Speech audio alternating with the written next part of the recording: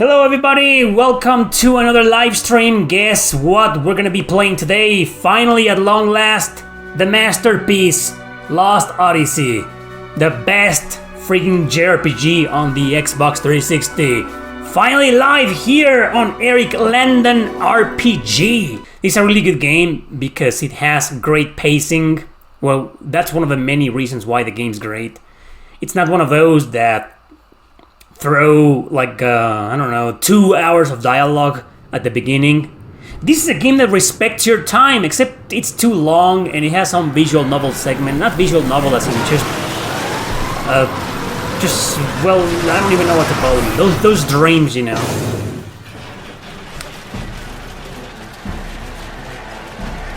And it starts you off right in the middle of a war, and then there's like a fight, a battle. One of those games where you get to play the video game at the beginning. What's up, guys? Lost Odyssey, a really popular game. This is I think, one of the biggest reasons, well, apart from being a game by Hironobu Sakaguchi, and that every reviewer out there on the planet, not all of them, but most of them say, including me, this is the real Final Fantasy 13. Instead of the whatever the hell you want to call that thing we got as Final Fantasy 13, no. This is what we should have gotten. You know, Lost Odyssey. This is the true Final Fantasy 13. I agree with that statement. And I've been preaching that ideology for at least a decade. The first time I played this game, you're not gonna believe. I have told my story before. I think there's a Rage Quit episode where I told my story with the game. I remember, I got into the same situation a lot of people did with this game. They got into that fucking boss battle that keeps spawning its little insect-looking minions from Starship Troopers, And I couldn't defeat it, and I was like, fuck this game. I'm done. And I sold the 360, I sold my copy of it, and I was like, nah, not for me, But then I was like, I had that little stone in my shoe all the time for like a year or two until I decided, man, this game is great. It was great until that boss fight. All I gotta do is get good, grind, and defeat that piece of shit, and then I'll finally be able to enjoy the game and see if it's really the masterpiece they say it is. And oh boy, I did that, I pulled through, I grinded, and then I beat the boss, and then I succeeded, and then I enjoy the rest of the game, and now it's one of my favorite turn-based JRPGs of all time. And I think it's the best JRPG on the 360. The best, up there with Nier, and Tales of Vesperia, Eternal Sonata. This is the best one, this is the number one. And yeah, it's still a Microsoft exclusive, an Xbox exclusive. It's a game that, it's still there. I mean, sure, you can play it on Xbox One with Game Pass, but that's it. And there you have it, the first battle of the game. It's not gonna throw at me a gazillion cutscenes like a fucking movie, and never let me play until 2 hours later. No, not even 10 minutes in and you're already playing the game. All you gotta do is just attack everybody. He's just gonna guard against every attack. Look at that. He receives 0 damage until the boss fight. Well, that's all I'm gonna spoil with this game. And this is a 4-disc game.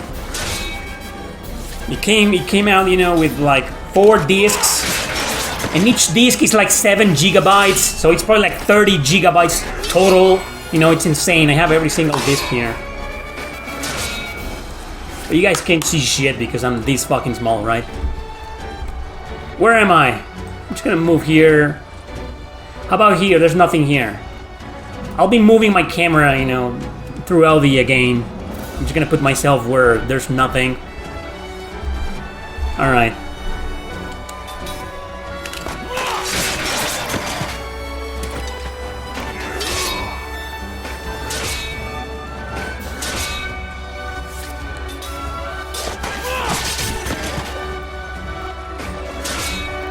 That's it. It's, I guess you should say a scripted fight. And then there's the boss fight, and I believe you can actually die in the boss fight. I'll probably be using all of my items. This is one of those games with no difficulty settings. No easy, no hard mode. It isn't hard, you know, it's perfectly balanced.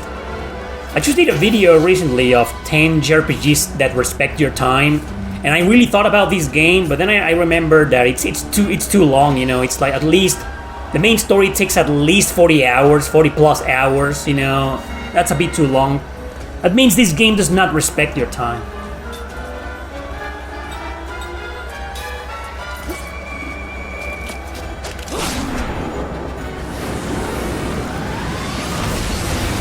Damn, now I'm getting hurt. Finally. Look at these graphics, man. This is a game from, what, like 2010, 2009? Doesn't say here, you know, but I think it came out in like 2010 or something. This is 15 years ago. Well, 16 years ago. 2. Oh, it activated its defense system. I gotta attack the left. Damn, my GC is down. Alright, let's attack this one. There we go. I don't have any magic right now or anything. No skills whatsoever. Attack the right one again. These animations, man. I mean, I guess right now, it's just because it's right now. That's how it looks right now. It's the setting, the type of machine. It looks very gray. But then the graphics improve, don't worry.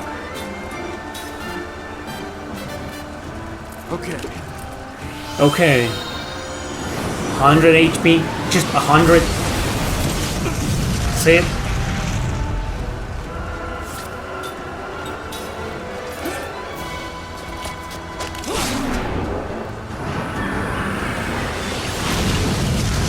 Oh, you can die here. Imagine dying at the tutorial battle.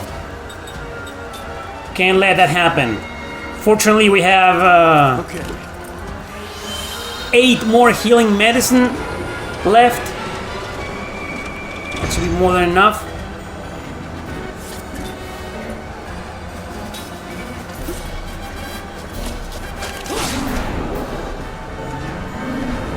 Man, how these games start. This is epic, how this game starts, you know?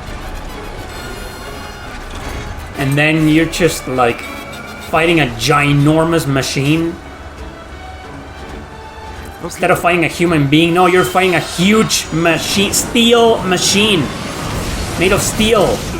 And he's just battling against it like it's nothing, with a sword, with a regular sword.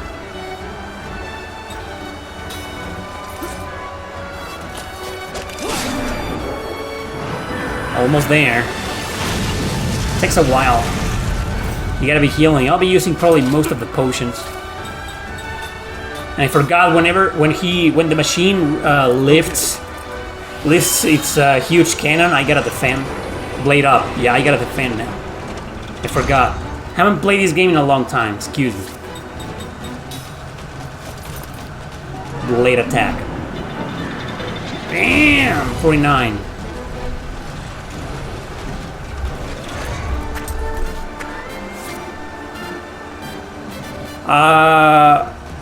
What game is this? Lost Odyssey? No!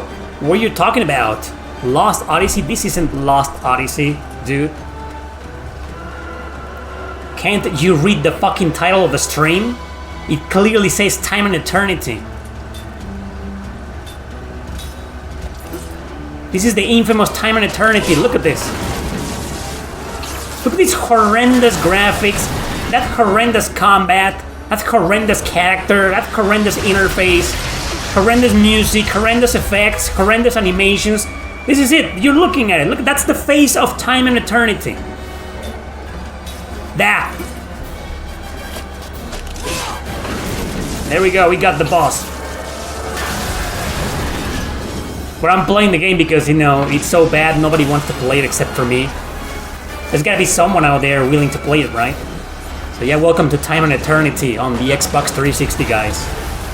Exclusive to the 360.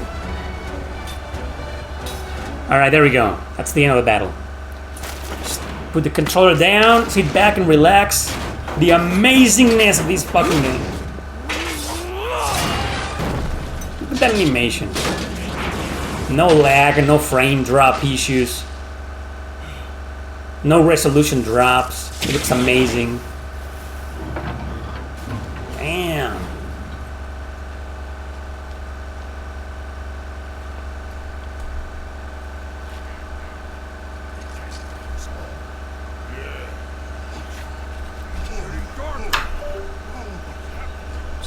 Let me plug in the cooler. It's doing some noise. Apparently it's too much for the laptop. There we go. If you hear some background noise, it's the laptop itself.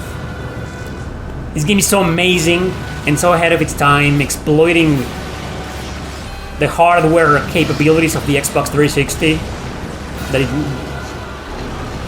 Computers make noise, and coolers also make noise.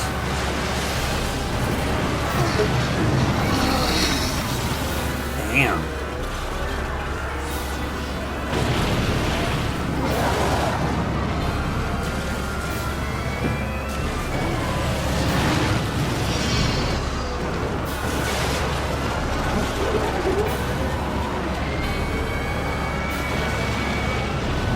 Pretty cool, huh?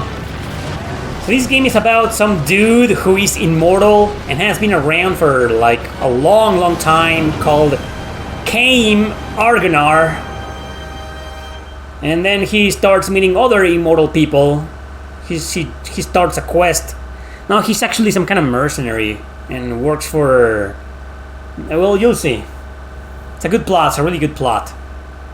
It focuses on how would it be like to be immortal. You know, how sad, lonely, and tragic it will be to be immortal. To outlive everybody you love and care about. To watch the ages change. To never grow old. Because they usually it's... That kind of a plot, it's usually like a sensational plot. And most people who have addressed that topic focus on the positive, on the illusion, on the fantasy, you know, on the romanticism of being immortal, you know. But this game is the opposite, the exact opposite. It shows you how fucking horrendous it will be to be immortal.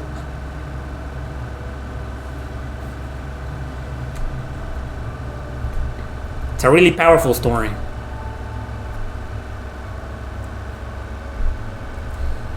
Alright, we can move now. Here's a save point. Would you like to save? Yes, I'd like to save. 13 minutes. Highlands of Wool, Hypocenter. I think I remember when I watched the trailer. I remember watching the trailer of this game. And I was like, man, it looks like a Western RPG. I'm not into it. No thanks. No, don't judge the game by its initial graphics. You got this, look at this, white magic, black magic, spirit magic. Tell me this isn't Hironobu Sakaguchi's true vision of Final Fantasy. This is what he wanted to do. First, he did like his own version of Dragon Quest called Blue Dragon, and then he did his own version of Final Fantasy, and it's this one. And then he did Final Fantasy 15, which was called The Last Story on the Wii. And what a genius. That guy. But nowadays he just makes phone games because it doesn't give a fuck anymore. But Sakaguchi was the man. Especially when he left Square Enix.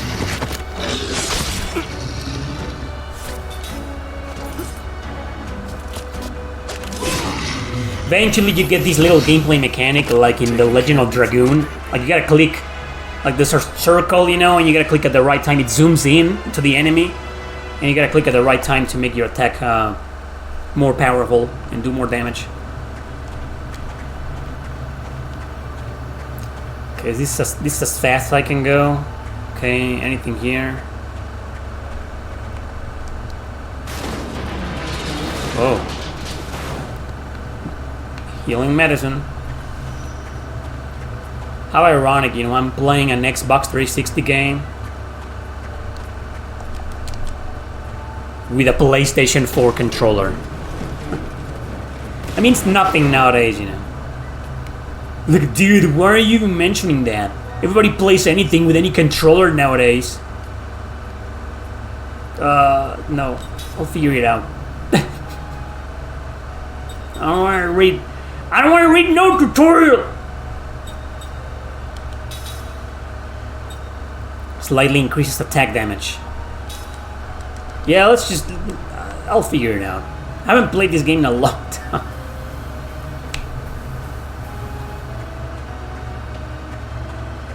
Hey, there's something else here. Ram! Ram the fuck out of it! He's so strong, he can ram on enormous amounts of debris. By theory, this should be the easiest video game in existence, because this guy is super powerful, immortal, you know? Except that by some strange video game logic, despite this guy being immortal, you can actually die here. I don't know why. Oh, fuck. Should have seen the tutorial. I'll figure it out. Let me try again. I don't even know what I'm doing. I have no idea how to pull that off. I hate tutorials, come on! Were you really expecting me to watch the tutorial game? Great music by Nobuo Uematsu. Alright, there we go. Let's give it a try.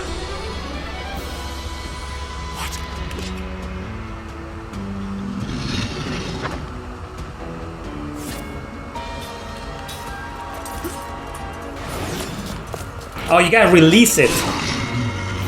I almost did it. You have to release it, alright. Again. Yeah! It wasn't perfect, you know, but it was still good. Man, not too hard.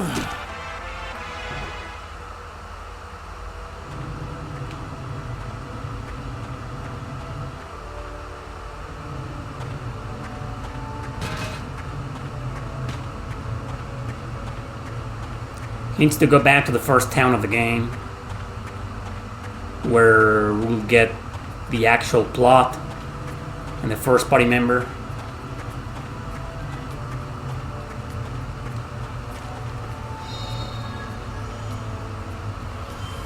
Got a mana herb.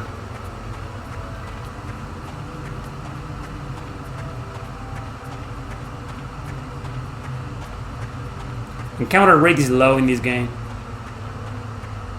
I mean, they could have gotten rid of the random encounters, honestly. But Sakaguchi wanted random and fucking encounters. So I'm not gonna save there. Oh, bye-bye. We know you're glitching the game, man. And there we go.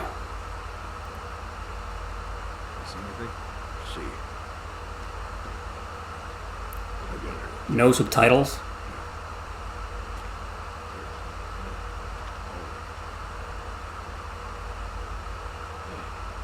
Hey.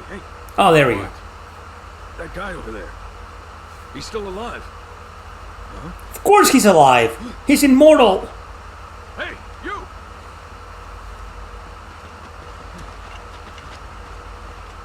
What about the others? You alone? Those guys, Your unit. they look like twins. Second Lieutenant Kai Marganov, Commander, 17th Platoon, Armored Magic Troopers. I'm a soldier. It's a miracle you made it. I didn't really remember if he was a mercenary or a soldier. Unbelievable. I remember he gets into town and then he reports to the big guys. You know, and then, yeah. He gets introduced to the other characters. Something like that.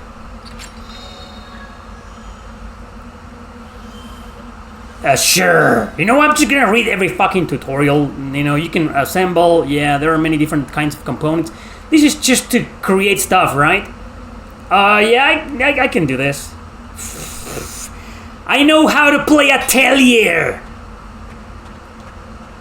Mixing shit and gathering materials and mixing shit, you know, I know how to do that. I'm amazed that you made it out alive. You can take that armored car. It should be leaving very soon. Who's this guy? Can't believe this war ended like this. I hear that a meteor fell on the battlefield. Is it true? How did such a thing happen? And that's what ended the war. A meteor fell. A meteor should fall in every fucking war in the planet right now. And then that's it. All wars will end. We're pulling out. Let's move. Right? What a great solution, right? Well, hello, business-like medic Milia. Please, just stay still. It'll hurt even more if you move around. It's time I move my fucking camera out of the way. I'm probably gonna start getting in the way of those beautiful, carefully crafted and developed dialogue boxes.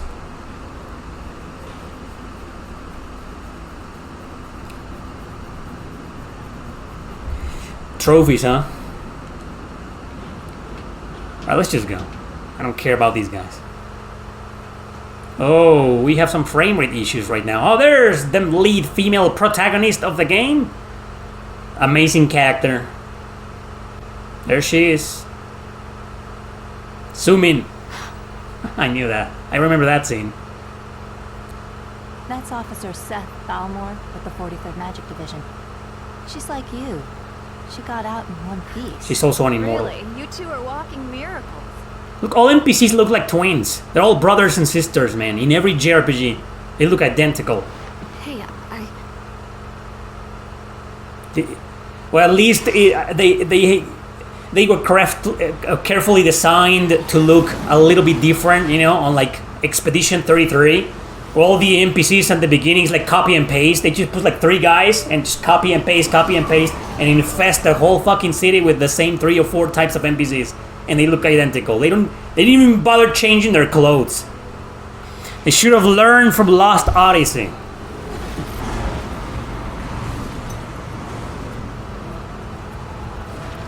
Nice car, right? I want to drive a car like that. That would be a fun ride. I want to learn how to drive in a car like that. Fuck new cars, modern cars. They're all pieces of unuseful plastic. Unuseful. Did you hear that? That's a new word. Unuseful. This is why you come and watch Eric Landon RPG, to learn new words. Only stupid people say useless. Say unuseful, man, from now on. The council wishes to hear from a survivor, sir.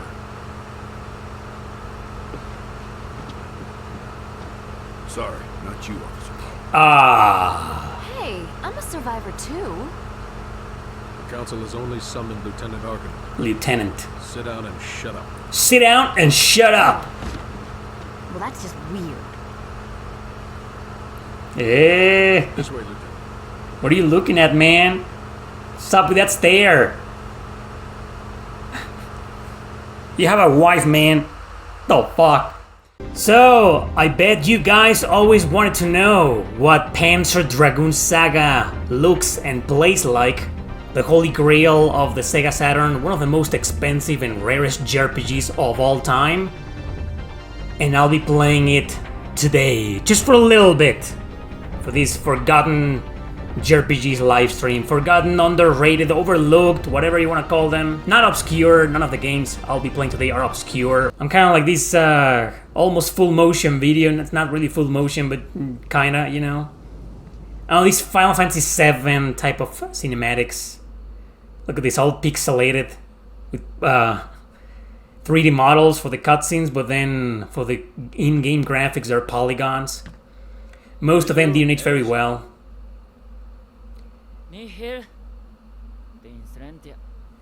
Talking in, I believe it's a made-up language. This is not Japanese. I mean, it's a Japanese RPG, but the language is made up. There's other games like this, such as Eco.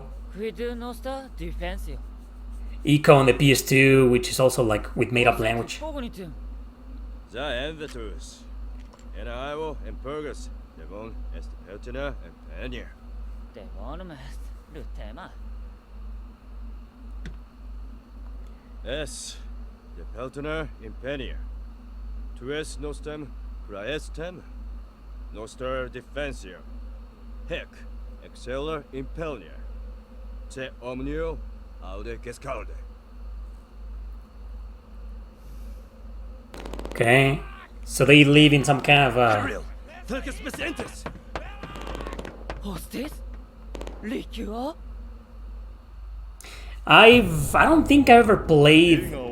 I've seen them, of course, but I don't think I've ever played the original Panzer Dragoon games. I played this one, but it's been like 15 years.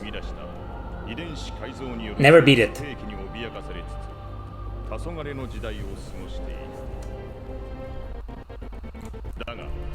失われた文明の力を借りた帝国が出現した時から再び時代は回り始めた。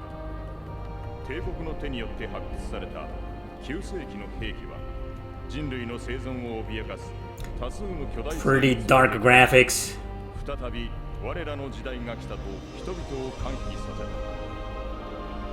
た。しかし力は欲望を生み、欲望は This narration is in Japanese. 帝国と同じく9世紀の力を手に入れた周辺国家との戦争は深刻化の一途をたどった。自らの優勢を保つため帝国は9世紀の遺跡の発掘を強引に進める一方で帝都に大規模な研究機関を設け、わずかずつではあるが古の時代の謎に迫ろうとしていた。 It's like watching a movie, man. So they're gonna make me watch a movie, just like Lost Odyssey. We lost Odyssey like 3-4 minutes in, and I was already playing the game. Well, it's a pretty cinematic game. This is 4 discs. Probably one of the reasons why it's so damn expensive.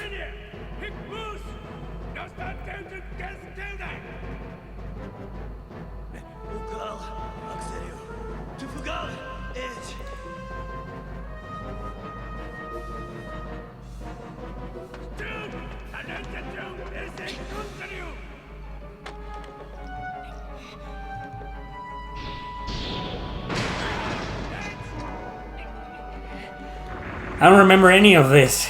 I remember the gameplay, the battles, especially the battle system. I remember that. I haven't played this game in 15 years. Yeah, it was probably more, you know, it was around 2010 when I had this friend. We were both newbie resellers. We were just starting to get into the reselling market of video games and video game collecting, you know. So I went to his house and he had the Sega Saturn and a bunch of Sega Saturn RPGs like this one, Magic Knight Ray Earth, Shining Force 3 and others, you know. And we played just a little bit of each.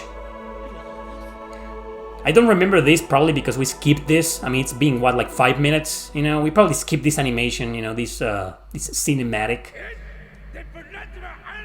And then we just jumped straight into the gameplay, or probably he had like a save file, and I remember seeing a battle, you know, playing a battle.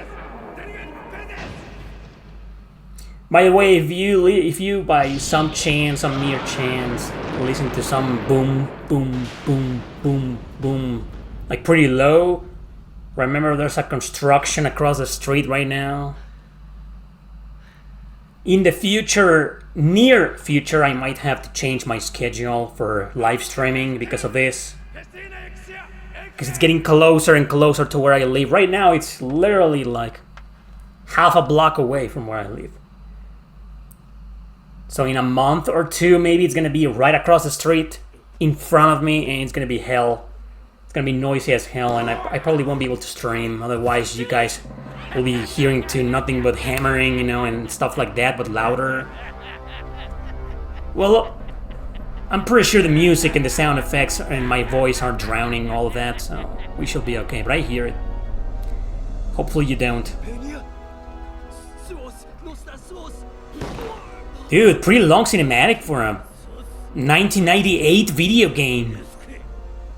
Well, it was ahead of its time. Sega wanted to compete in the market and say, oh, okay, you got Final Fantasy VII, I got Panzer Dragoon Saga, bitch. And look at this.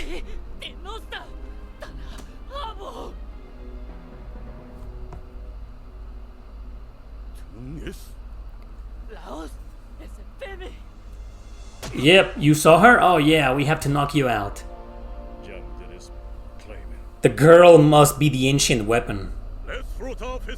The girl with the magic pendant. Oh, you get a girl that sells flowers with a magic pendant? No, we got a girl who's an ancient weapon, man. Final Fantasy VII is for pussies, man. I'm Sega. This is dark and oppressive dystopia. Oh, your guys are eco-terrorists? No, man, my people live oppressed by an evil empire. It's darker than Final Fantasy VII. I'm serious, this was supposed to compete with Final Fantasy VII and Xenogears. I'm not kidding. This was Sega's answer to that.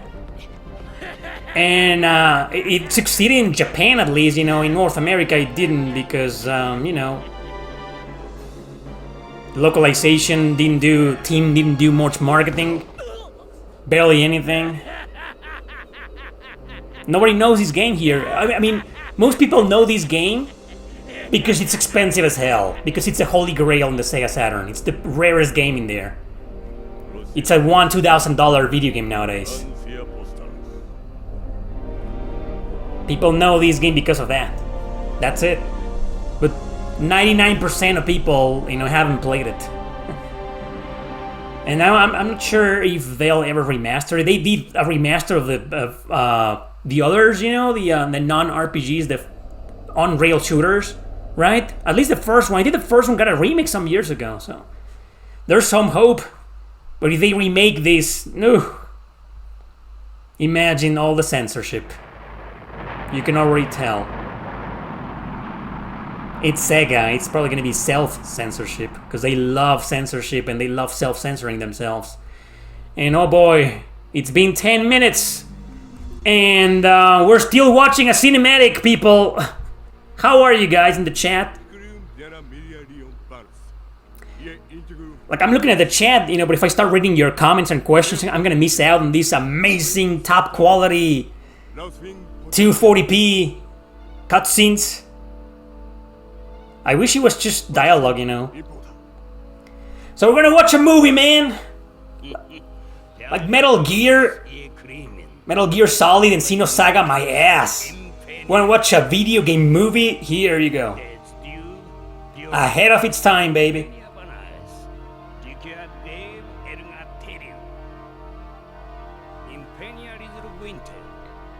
But I can see your comments, I'll get to them in a bit. It's just, can you blame me? I want to pay attention just as much as you do. Therefore, I should shut the fuck up. Right? Yeah.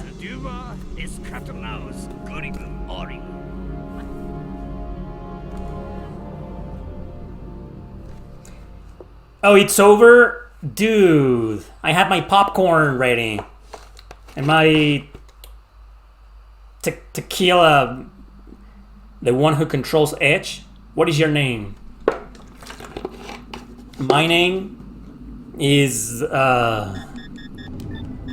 Eric fucking Landon RPG. Like, this is beyond visual novel, you know, this is Metal Gear Solid level of bullshit. Is this even a video game? It is, you know, like I was saying before, I was playing the game 16 years ago. Yeah, actually 16 years ago. It was all the way back in April, I believe, when this guy and I met. We're not friends anymore, you know, but I don't know what happened to him, you know. He invited me to a video game. He wanted to do RPGs, you know, and I was going to be the script writer for an RPG. This was like in 2016, I believe. And then he reached out a few years ago, actually, for another game.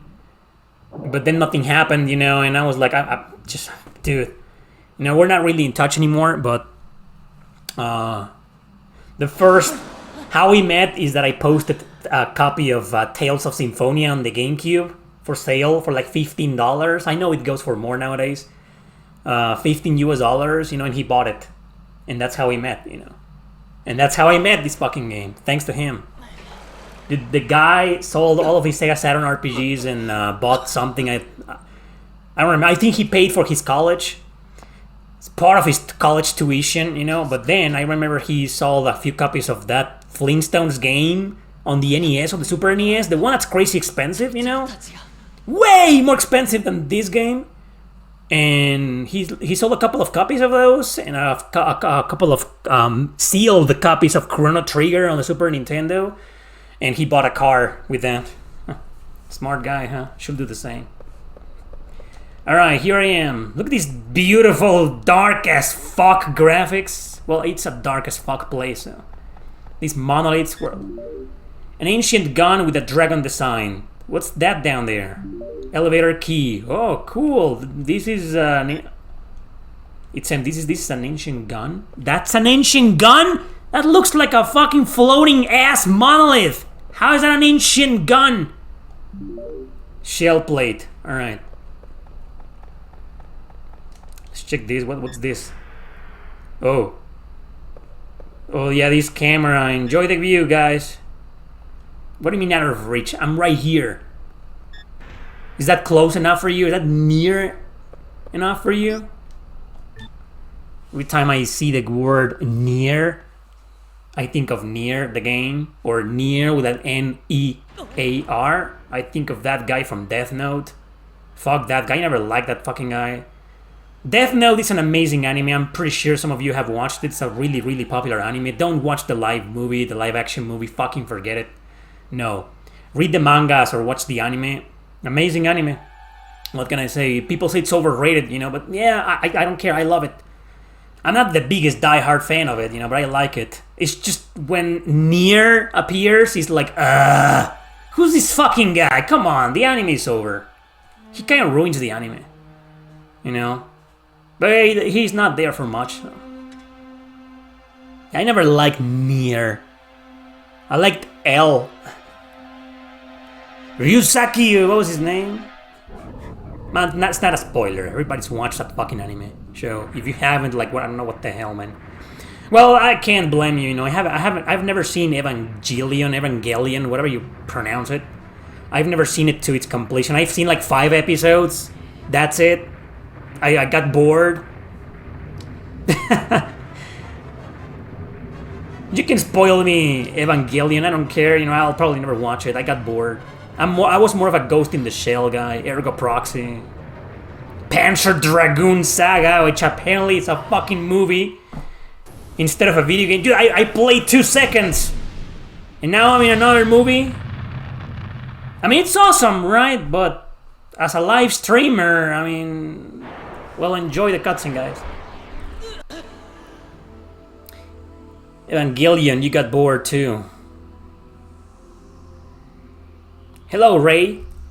What's up, man?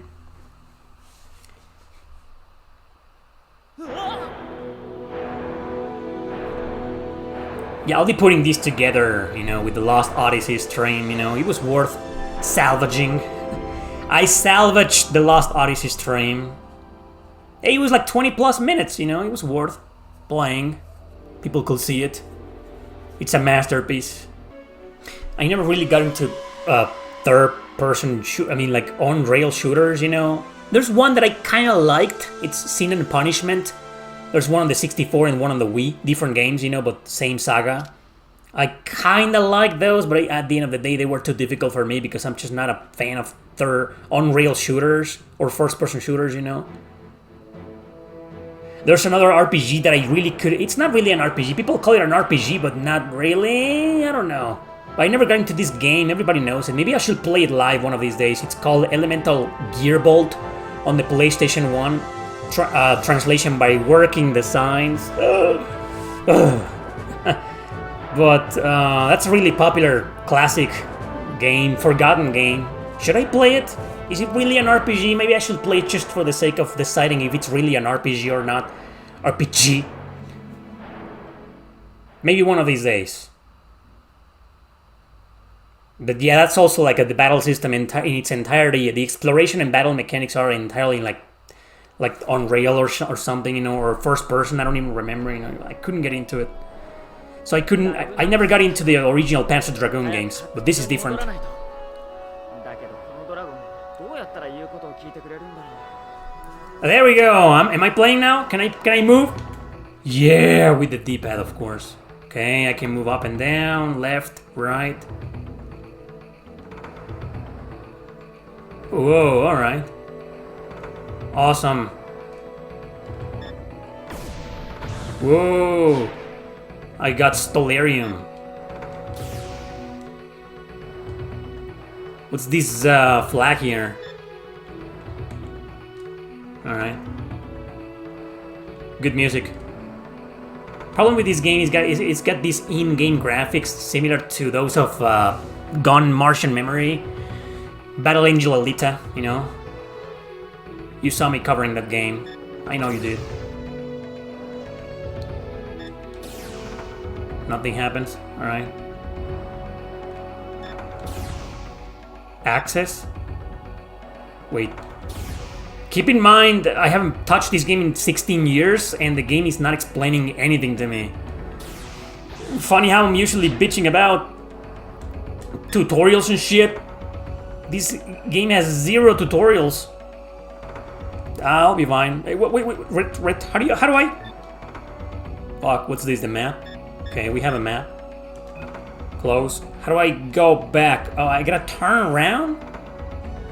Can't backtrack. I want to open that chest or that monolith that looks like a chest. It's a bit hard to control, you know. I'm not used to these types of mechanics.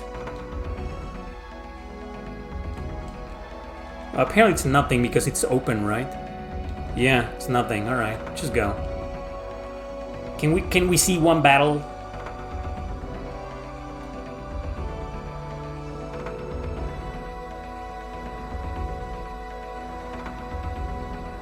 Alright, just go, I guess. Another one of those monoliths. Alright, there we go. What's all of these? Do I have like an okay, level 1 laser rank? Look at this. Show item list. Alright, oh, it's with the X. Alright, level 1. Customize your weapon. Ooh. This is a huge game. See ability. Attack power, defense. Speed, I guess, agility. Display map, change settings. Oh, just sound settings and controls. Alright, we're good to go. Let's just go. Keep going, my man! Panzer Dragoon Saga. It's a bit disorienting, the navigation, but it's smooth at the same time. Which is a good thing. What is that? An ancient device. Oh, your save point! Sure, let's save. Don't worry, it's not gonna fuck out like Lost Odyssey. Oh, you target and you fire to enter a place? Okay. How do you enter somewhere? I'll just fire at it, shoot the fuck out of it.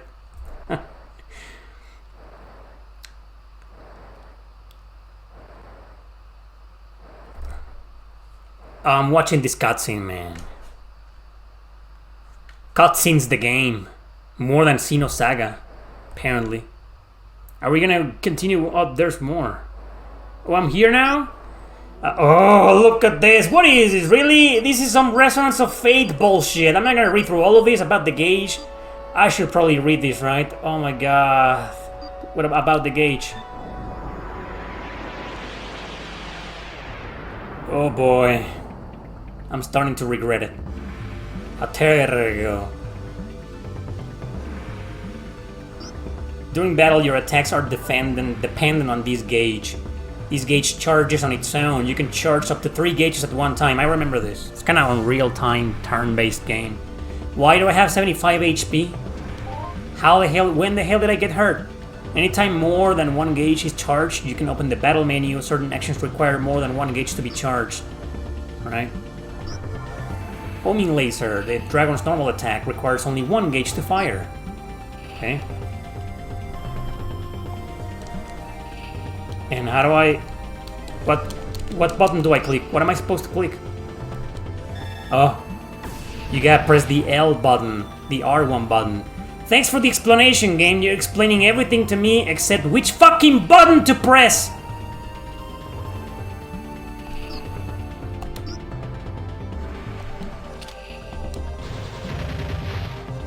There we go.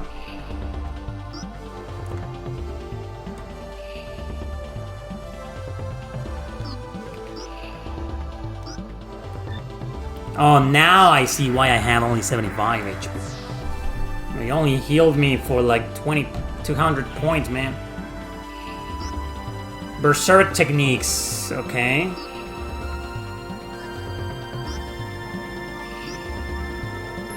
I don't have anything. Oh, there we go. Alright, let's do this one.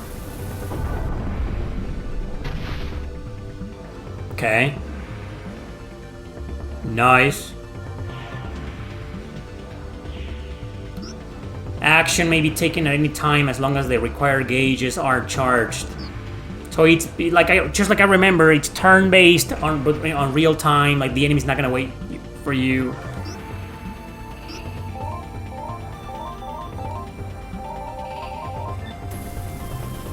Kind of like the old Final Fantasy games. Except you're flying around. Unused portions of the gauge are not lost. You may perform an action as soon as the required gauges are charged or wait and deliver a series of actions. That's cool. Pretty cool. Not bad. Pretty cool game. Positioning, dude, no. Look at all this shit, man. I'll figure the rest out. Imperial piece of crap.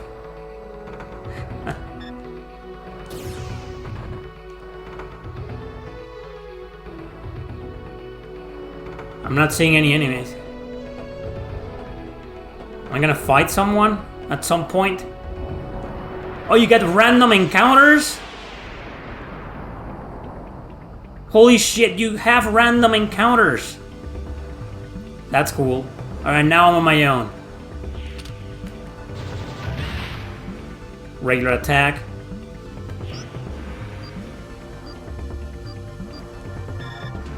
There we go. That doesn't do a lot of damage, but it does something. Alright, there we go. Pretty damn easy right now. It's the first mission. Okay, dying the dragon also earns experience, maybe? Or what are those dying points? There's probably an explanation for that. Oh, there we go.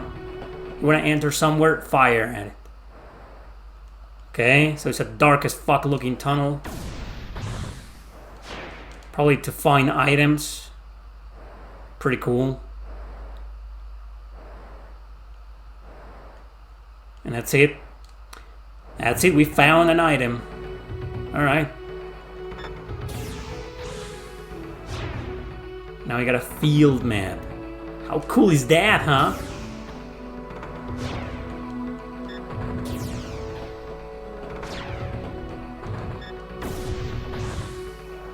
There we go.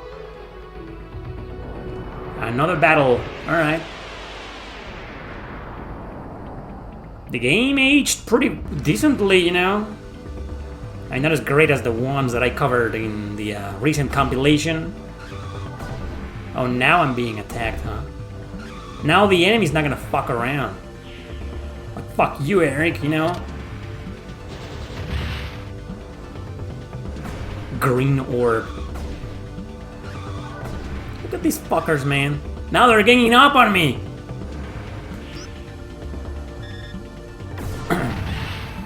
Alright, there we go. And whenever they're attacking you, time pauses apparently. There we go. Got him. Close call? What do you mean close call? I'm still alive. I used the healing item because I don't know. Alright, I think I'm ready to move on. This is probably a game that I'm gonna have to learn patiently. Maybe see through those tutorials, you know, and learn.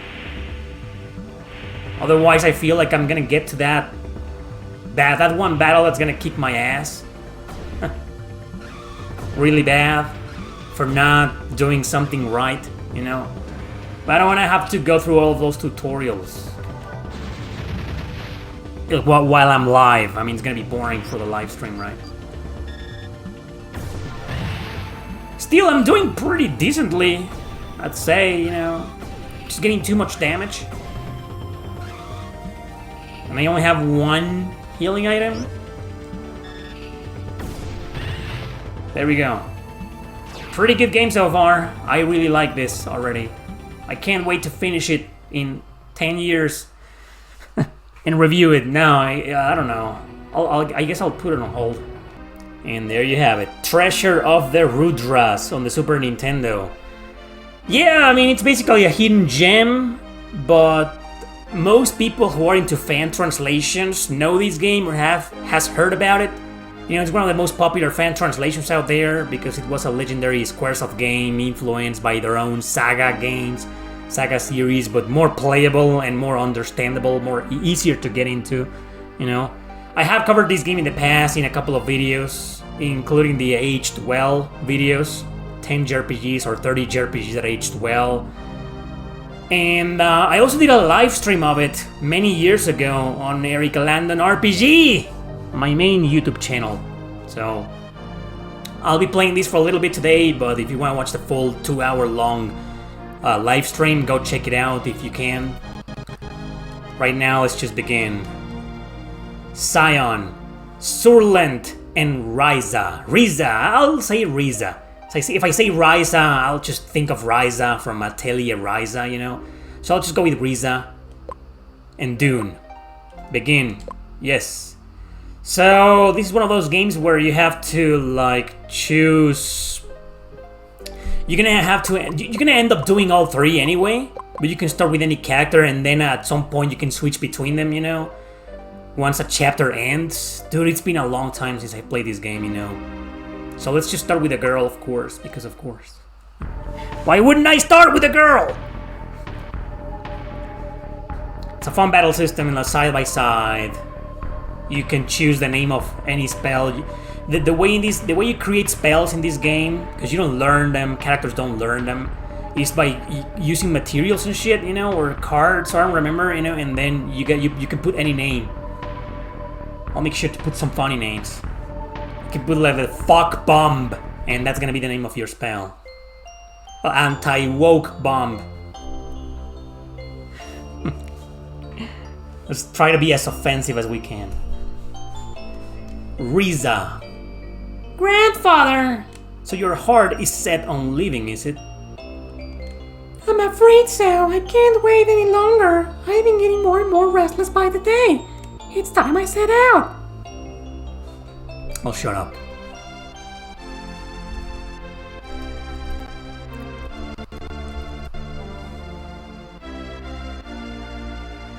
You are doing the world and yourself a great favor by doing that, Kite. Most people don't give a shit, and all they do is, instead of fighting with their wallets, which will be very easy to do, they don't give a shit. I'm glad you do.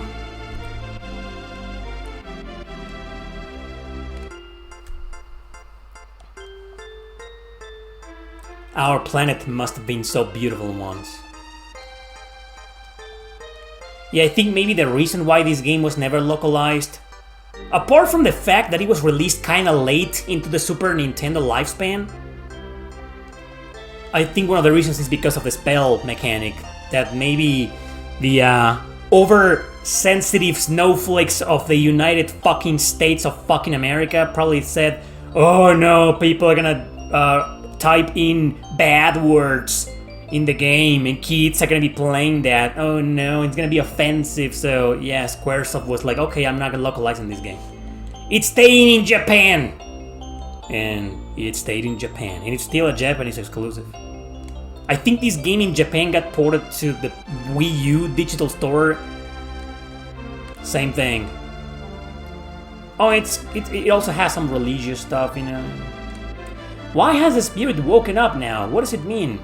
Do you know the prophecies of the Daemons? Yes, amidst the light they will dance under skies of blue. In the deepest shadow it shall be born to reclaim the earth.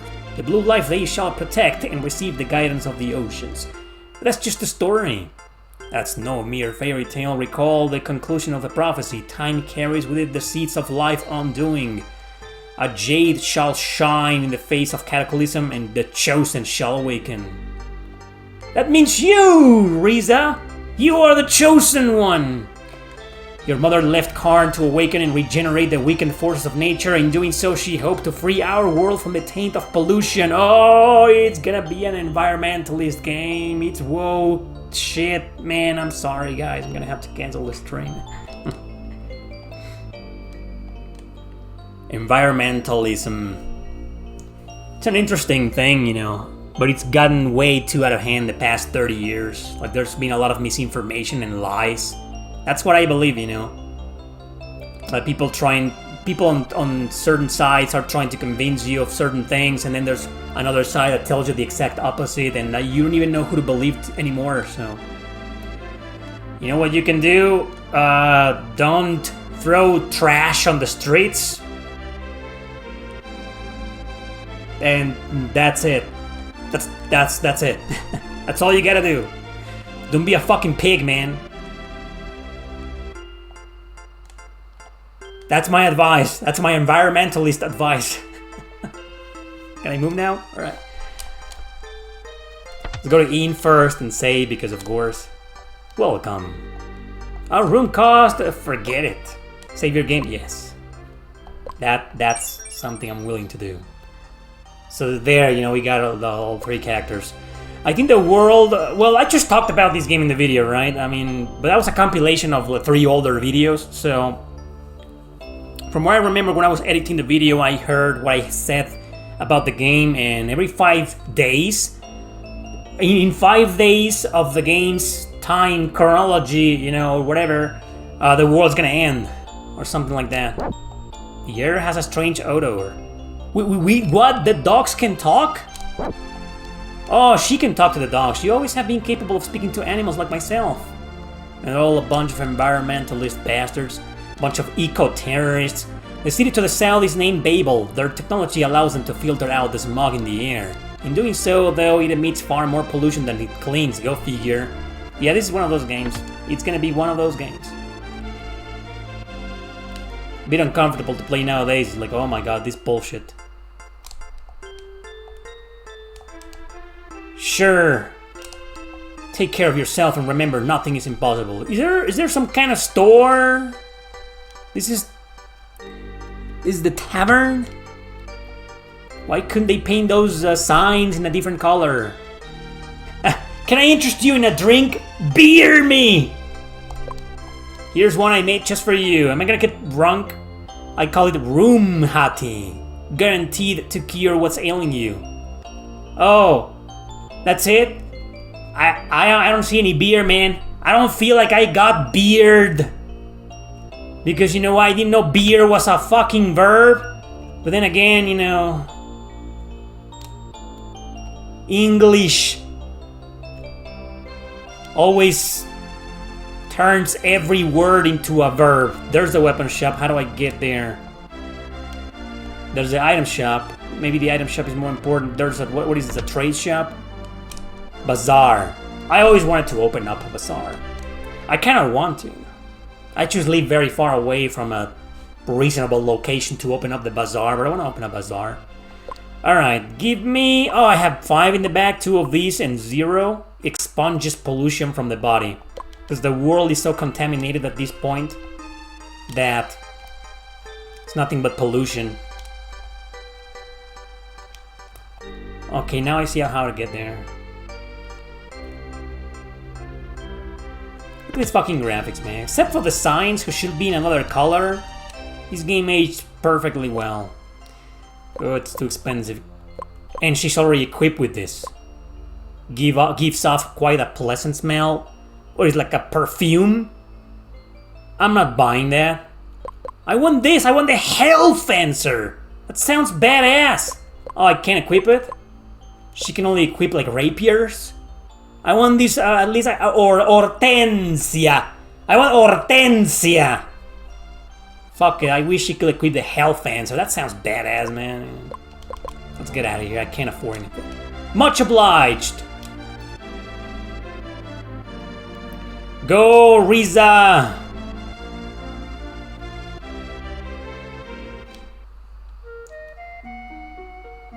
And that's the world for you. Get into the first round of metal. Mantra. Lev, Lefna, Aleph, Anim, Revive, Cure. She's mostly a healer. Water. Let's use the Aku. Aku! 32, there we go. Oh, look at that animation, man.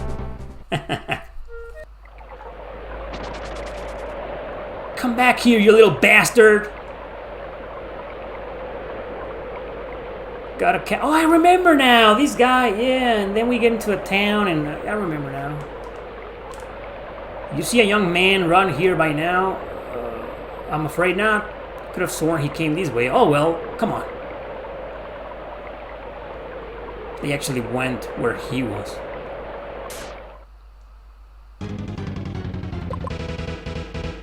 I mean, obviously Final Fantasy VI looks better than this game. But I don't know.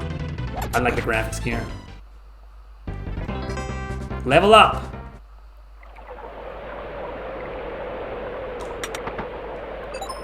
Got myself some sweet water.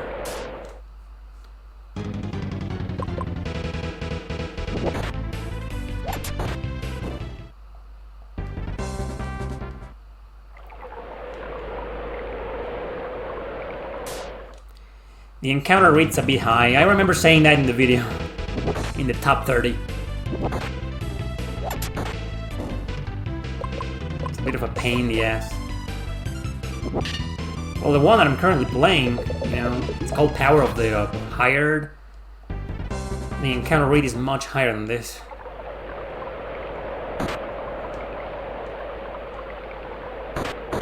Also, they found him. They beat the shit out of him. Sorry, man, I tried. Tried distracting them with my beauty. I probably should have played Arena trick on them. Arena. Only Suikoden 2 fans will understand that.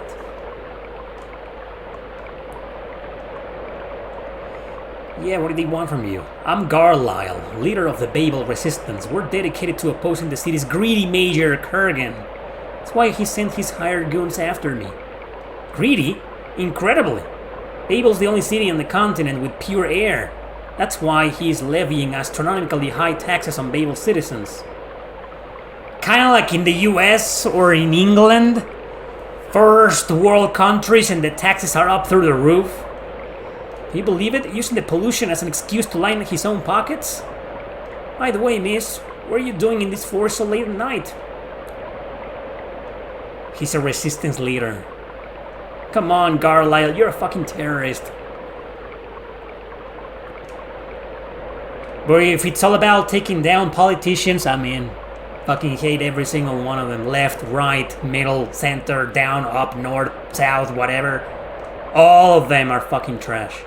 You gotta be. If you wanna be a politician, you gotta like, the first prerequisite is like to get rid of your humanity.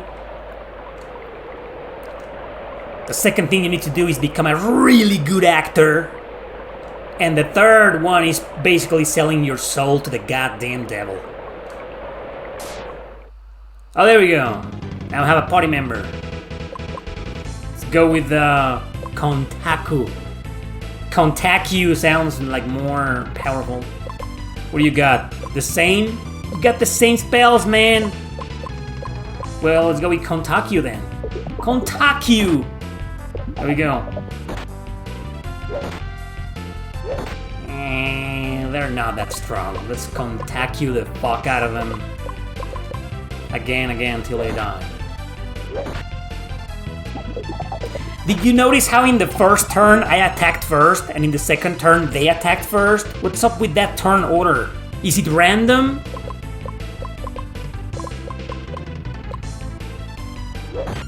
Apparently.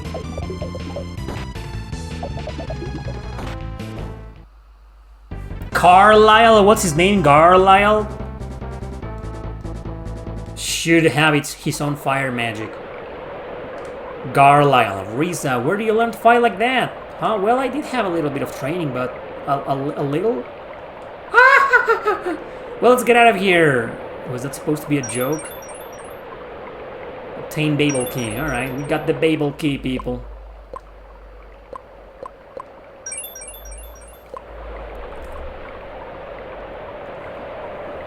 And now you understand why actors turn into politicians, especially nowadays, right? Can't forget a game you ever heard of?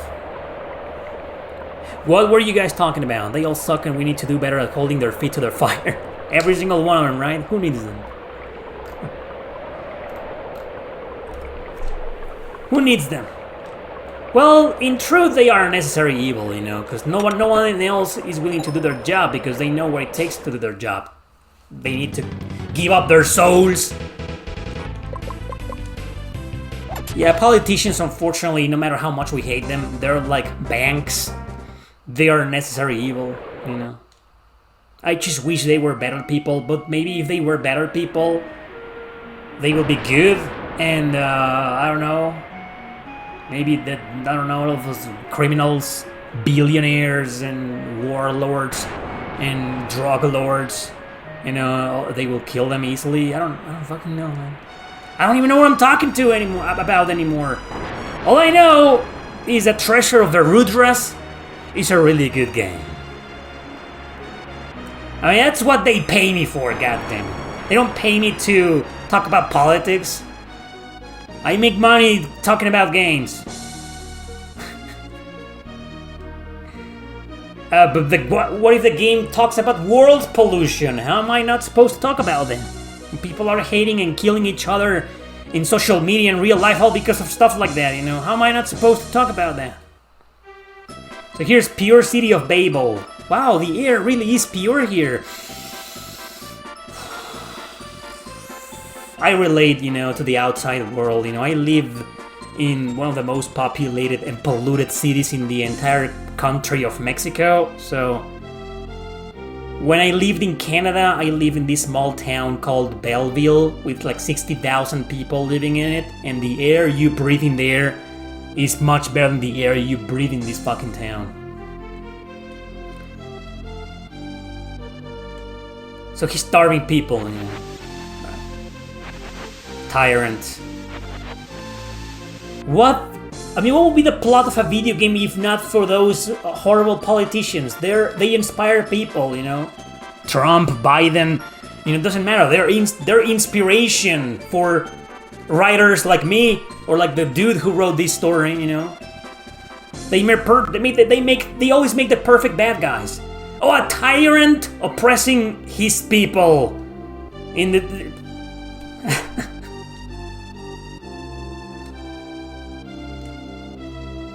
Hello there. You've had a long night out, miss. Why don't you let me escort you home? Step off, we're both sober. Actually, Risa is not sober. She had a beer. Someone bearded her. Oh, a battle? Alright. Well, let's just contact you the fuck out of these guys again. There we go. Fuck them. Water! I mean, because we're not drunk. Fuck those guys.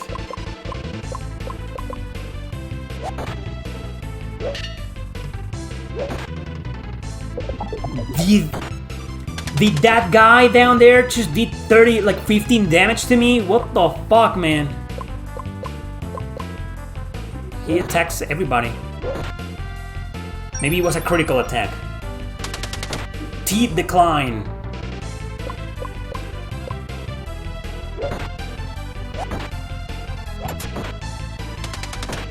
Damn. Die! Dude, it's time to die. I don't want to waste any more magic.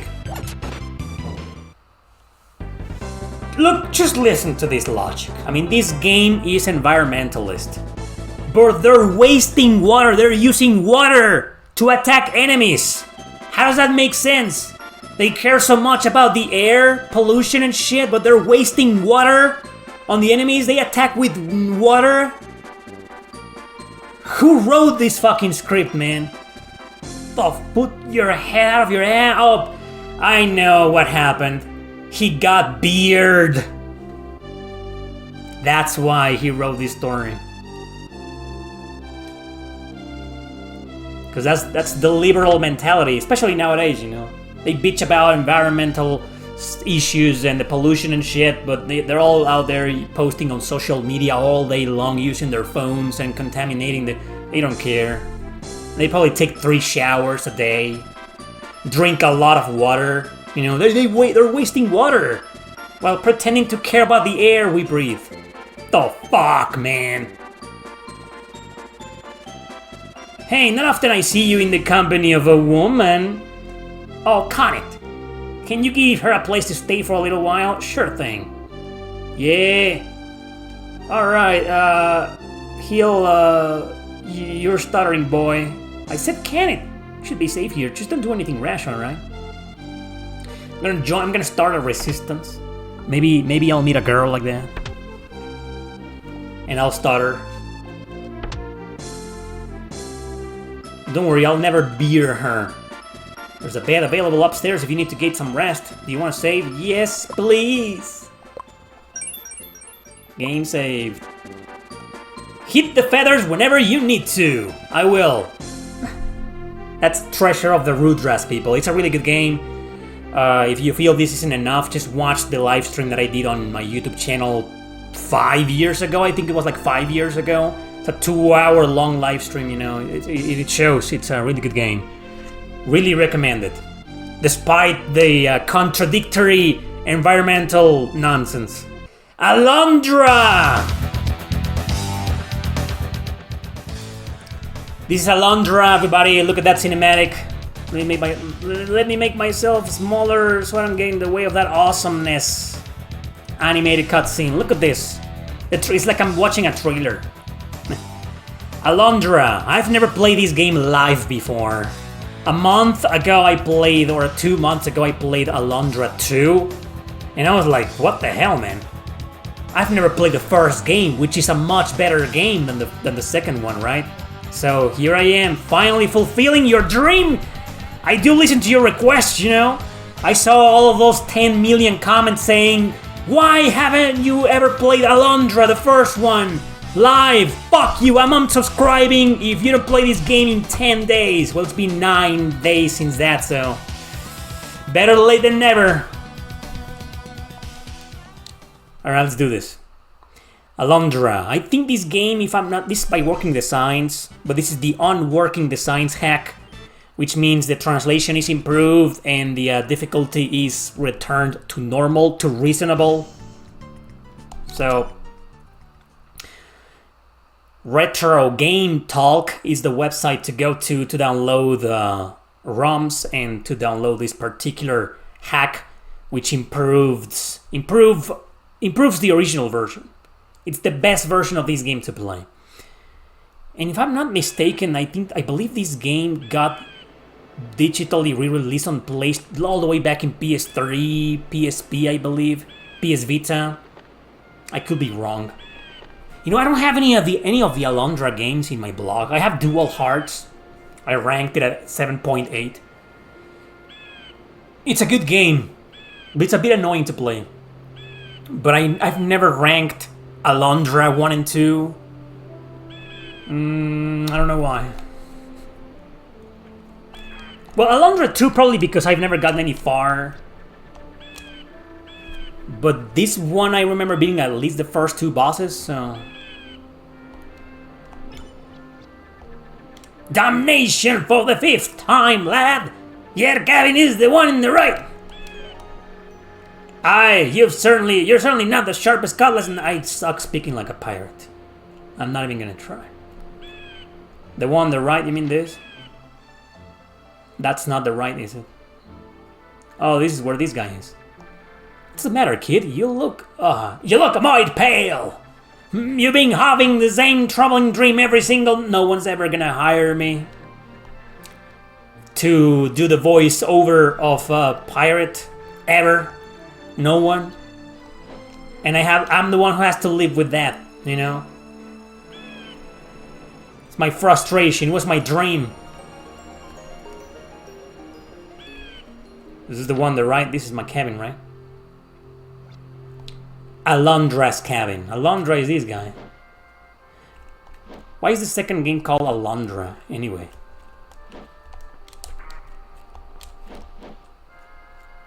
What am I supposed to do here?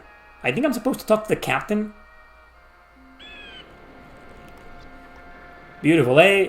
I've been a sailor since I was a lad, younger than you, and I haven't get tired of watching the waves roll across the pristine waters beneath the bow.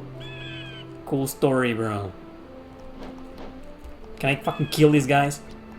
You're headed for the village of Inoa? That's a good distance from Torla, as I recall. What kind of business takes you such a remote place? Where's the captain? No one's there. I think I went there. Don't go there. He's probably in the middle. There's a girl here.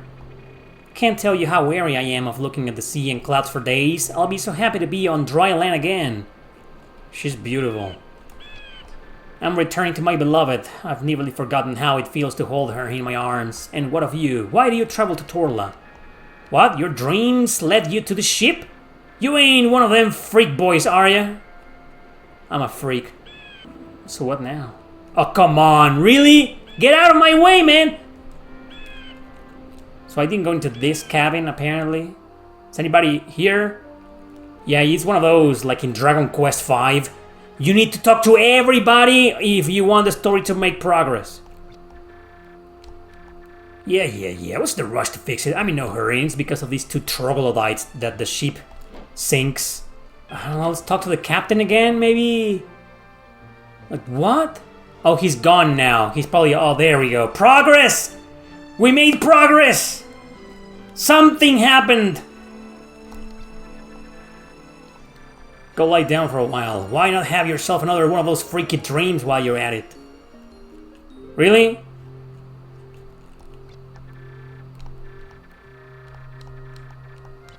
Okay, I'm gonna go to my room, sleep in my bed, and maybe have one of those dreams. Right? That's what I'm gonna do. That's what he told me to do. You guys saw that, didn't you? Finally. Jesus. The shit I gotta do to make progress in fucking video games. Lars. Can you hear me? I can hear you. In my head. Can you hear me? I can hear you, Lars. Lars was a friend I had when I was in high school. He was explosive as shit. He was like the biggest edge lord you'll ever meet in your life. And his name was Lars. Probably had some heritage from Russia or Ukraine, I don't even know. That was years ago. I was 16 years old, come on. He liked good music though. He liked writing. We had a fight. And then we never spoke to each other again. I actually went to the theater to watch the, I think it was the first Lord of the Rings movie. Wow. Dude. God damn it, I'm so fucking old. So this is the village of Inoa, people. Florence93 says, hello, I always watch your videos on YouTube and you always inspire me to play RPGs I never played. New, hidden gems or old games. Thanks for the work you are doing for this genre of games that deserve more. My pleasure, man. Glad you're appreciating the genre and especially my coverage of it. Thank you very much for being a fan, man. I mean, that is if you're still watching, of course. It took me a while to look at the chat.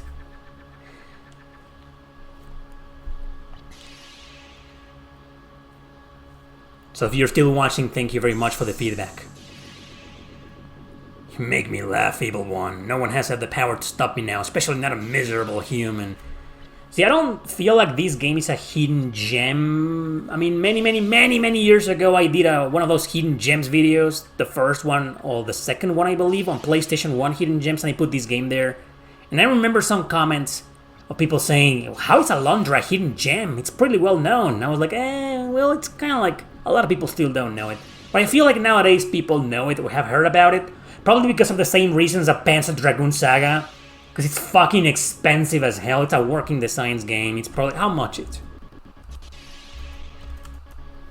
How much is it nowadays? Alundra. Let's check it out on price charting. Alundra.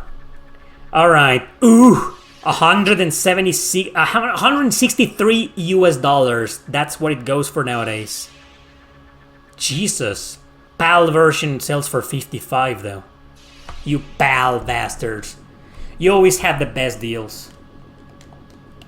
Well, Alundra is a really rare and expensive game, and it's probably known mostly because of that.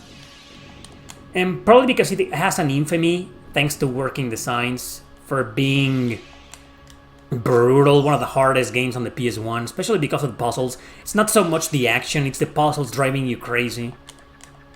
Hard to figure them out, and let's face it, some of the bosses are downwards ridiculous, but that was working designs, increasing their stats. It's a bit of a dark game, but it's not that dark. Oh, Florence is still watching. There we go, Florence. Were you born in 1993? Today it is Lars, tomorrow it is you, releaser, and then the end of mankind. It is destiny. So that's the final boss, everybody. Sorry for the spoiler. I've never beaten this game. I will.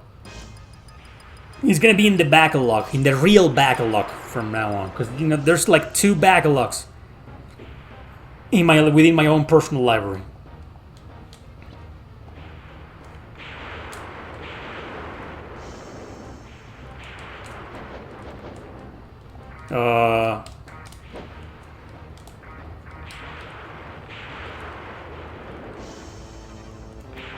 So the door is jammed, shut. Can I break it? No? Okay. Kind of weird, you know, point of view because of the camera shaking. Is there a way to make the dialogue go faster? Probably not. Well, especially not when you're watching a cutscene. The Lady of the Sea could never rise as well, strong enough to polish off the Clark. Right? You're an old man? You feel like an old man? You were born in 1993 and you're an old man? Dude, what the hell, man? And then what am I? I'm 40 years old. I was born in 1985. Jesus. I'm a cadaver now.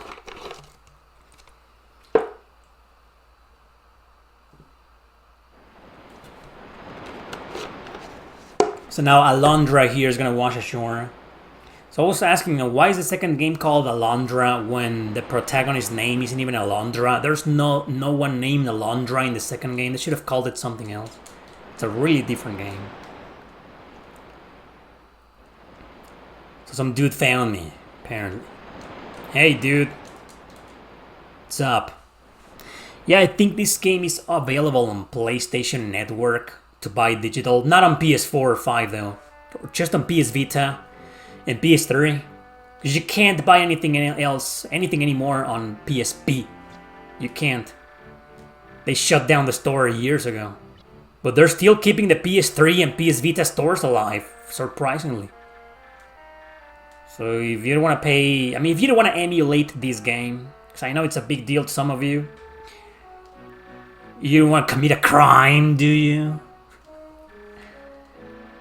And you don't have 165 US dollars to spare, or 55 bucks if you're from Europe, then I think it sells for like $10 on the PlayStation Store. PS3 and Vita only, not PS4. Why not Sony? Fucking Sony, man. I'll live by myself. Once you live, I'll be a lonely old fat man again. You see, that's an old man, not you and me, Florence.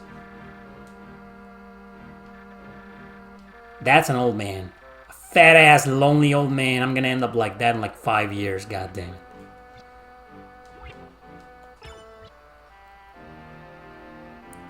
Examining the parchment? Alright. Cool. Reserving 1 volume. Does he gotta do all that? Just save! Yes, there. Good music. This game has great music. Pretty great!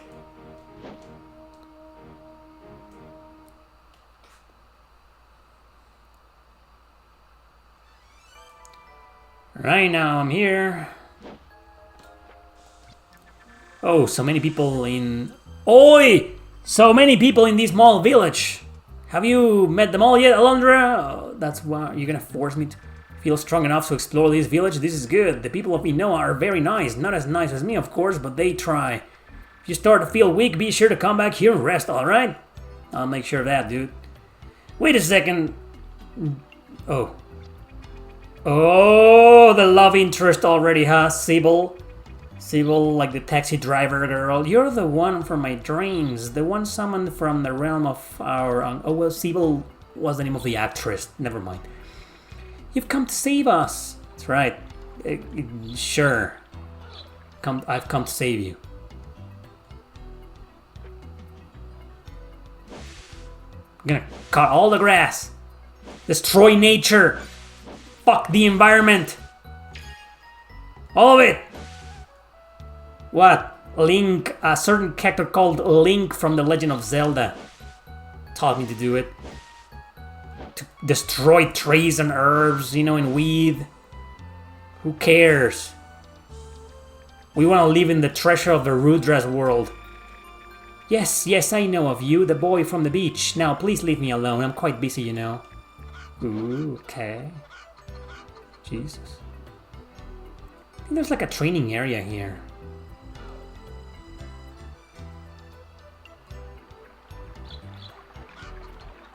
Can't find a training area though. Talking to me? You talking to me?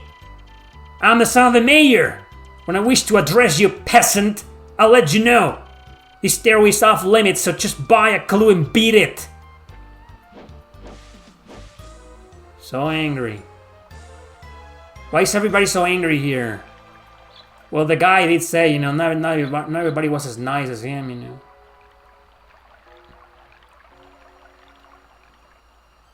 So, what else do you want, girl? Your appearance just as it was in my dreams, Alundra. Well, perhaps you're a little shorter. Seriously? Did you just insult my size? What's wrong with you? Give me that. I'm sorry, man. I just destroyed all of your, you know, monthly reserve. Hello, young man. You look much better than you did when Jess first found you. What's that? You were approached by a strange girl with sullen eyes? There's no need to be afraid of Sybil, young man. She often has strange dreams and speaks strangely of them. But my daughter is a very sweet and loving person. Oh, so it's your daughter, huh? Can I go in there?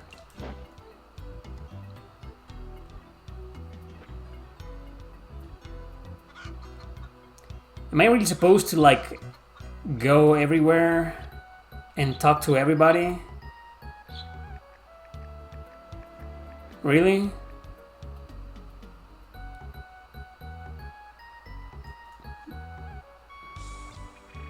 Oh, poor Nadia. It's been 3 days since she slept. You ask me why, stranger? Because whenever she sleeps, she's...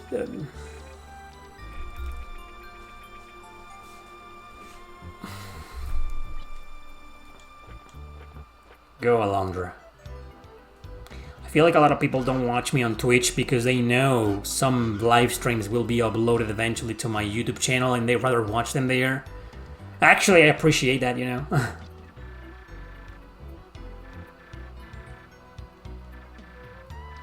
The babes are righteous and the serf is most excellent. Brah. Sorry, dude. Fox. What? Get up close so I can see you, son. Why don't we get many visitors around here? I think it's still keeping the localization for working designs.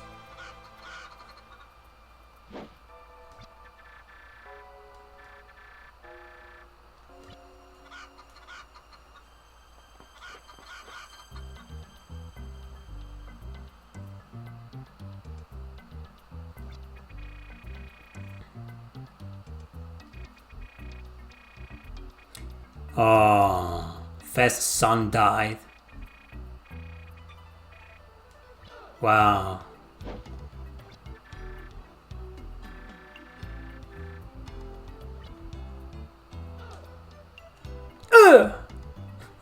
The music.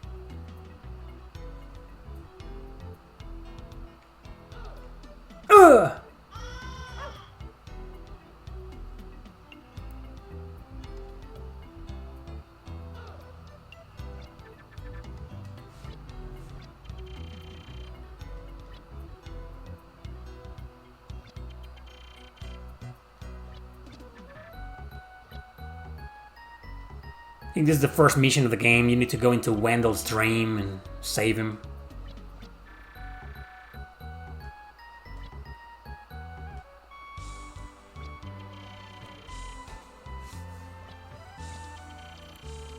He's having a nightmare. We need Septimus to help him. He's in the house to the left of this one. Go outside and up the stairs. Please hurry. Okay. To the left, huh? Up the stairs. Here, right? Right, Septimus. Are you Septimus? I can't bear to go. I can't look into their tear-filled eyes and tell them I don't know what to do. All these damn books, all my years of studying, I can't free Wendell from his... Oh, don't worry, I'll do it. I am Alundra. Alundra for my bunghole.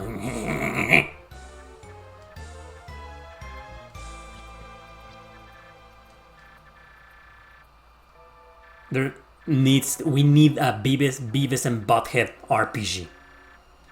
I mean, there's probably one, but it sucks, like most Beavis and Butthead games.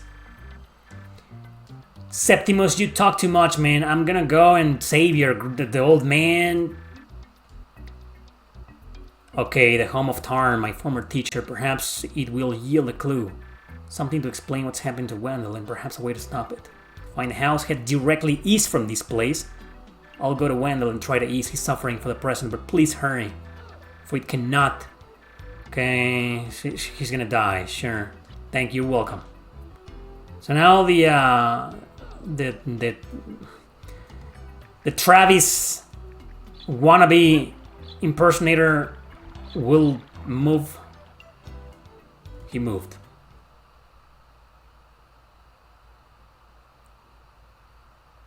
What? Oh, there we go.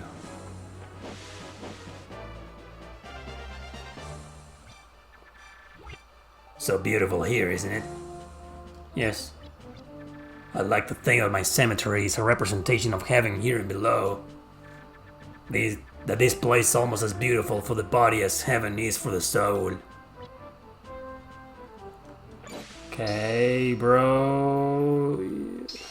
Fucking kind of drugs did you take, man? The fuck?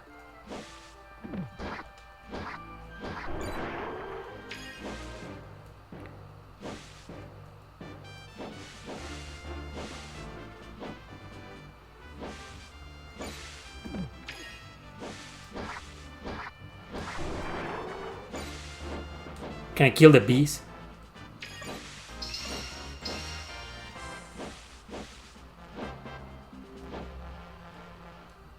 Alright, what's in here?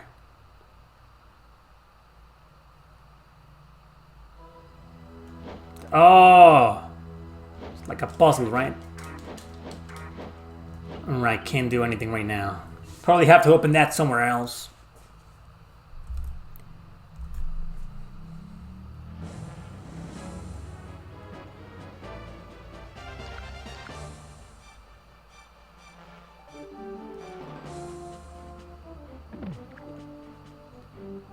Alundra. Some people say Alundra is not really an RPG. RPG. Because, well, you don't level up. We went there, nothing could be done. But down there. What about down there? Oh wow, dude, I can't move! Oh really, they just hit me? And left? Motherfuckers.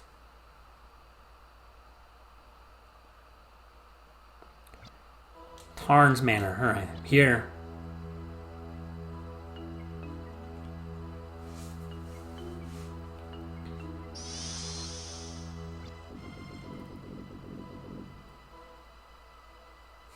In full command of their mental faculties. Those in full command of their mental faculties.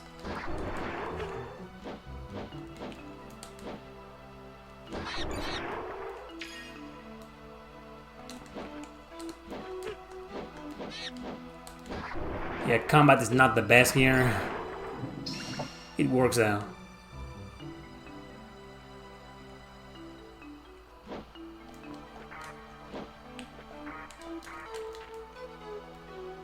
Well, Alundra is not in command of his mental faculty, so...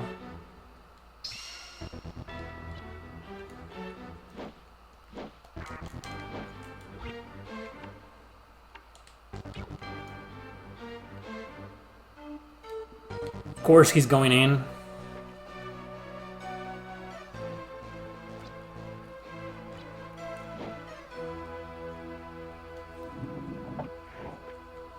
Oh, now it's locked.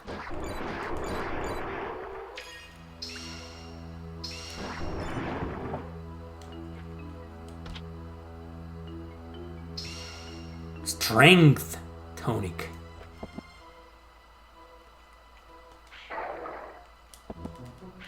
Just destroy them all. Is that it?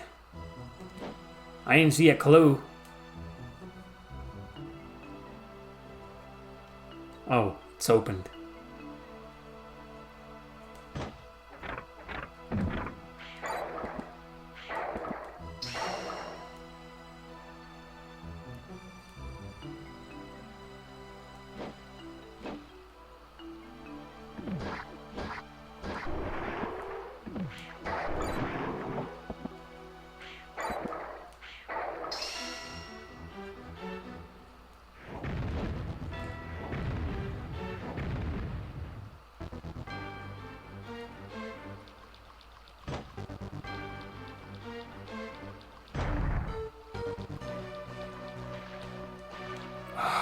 Fuck, really?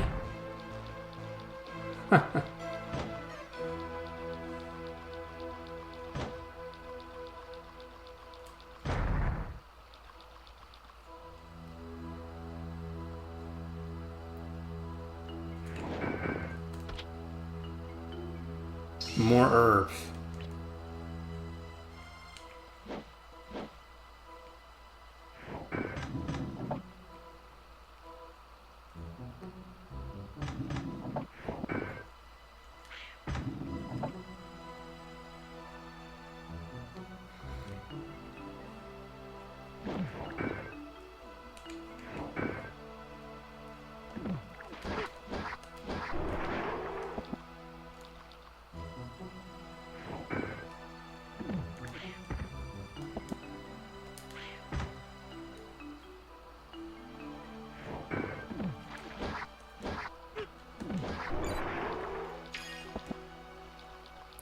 This is...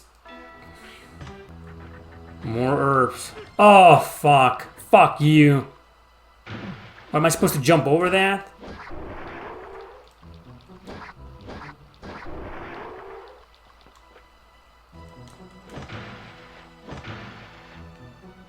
And then, yeah, so I'm just gonna do a save state, yeah. Alundra, great game. Time to move on, guys. This is a great game. Play it. This was the last game the developer did for Sega before they realized Sega was a sinking ship and a bunch of dumbasses and they left. but they left the name Shining Force with them. So they got hired by Nintendo to develop a bunch of Mario Golf and Mario Tennis games for the Game Boy Advance. But then Nintendo told them, you know what? I kind of want you to make an RPG because you're really good at that, but not a strategy RPG. Oh yeah, we got this idea for a turn-based RPG. It's a duology. And Nintendo said, how are you gonna call it? It's gonna be called Golden Sun. That's right, same developers. But they never touched the Shining series again. And as you may already know, everything... The Shining series after Shining Force 3 here went downhill.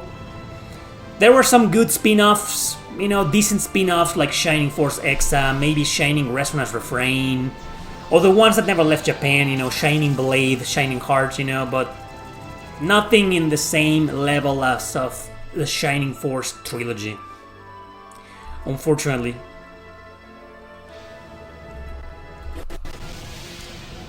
Sega really was ahead of its time. Yeah, they were ahead of its time, huh? Sega. Always making poor decisions. It is a company, you know. Do you know that they've been around for over 60 years? They've been around for 65 years, actually. They just didn't do video games at first. Well, video games didn't exist.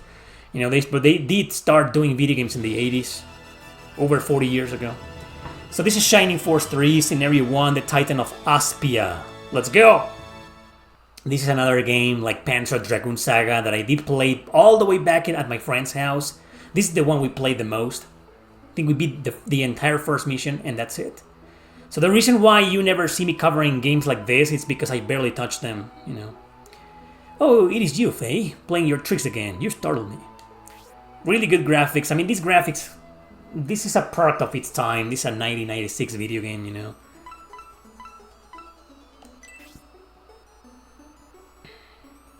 But, I mean, back then these graphics were amazing.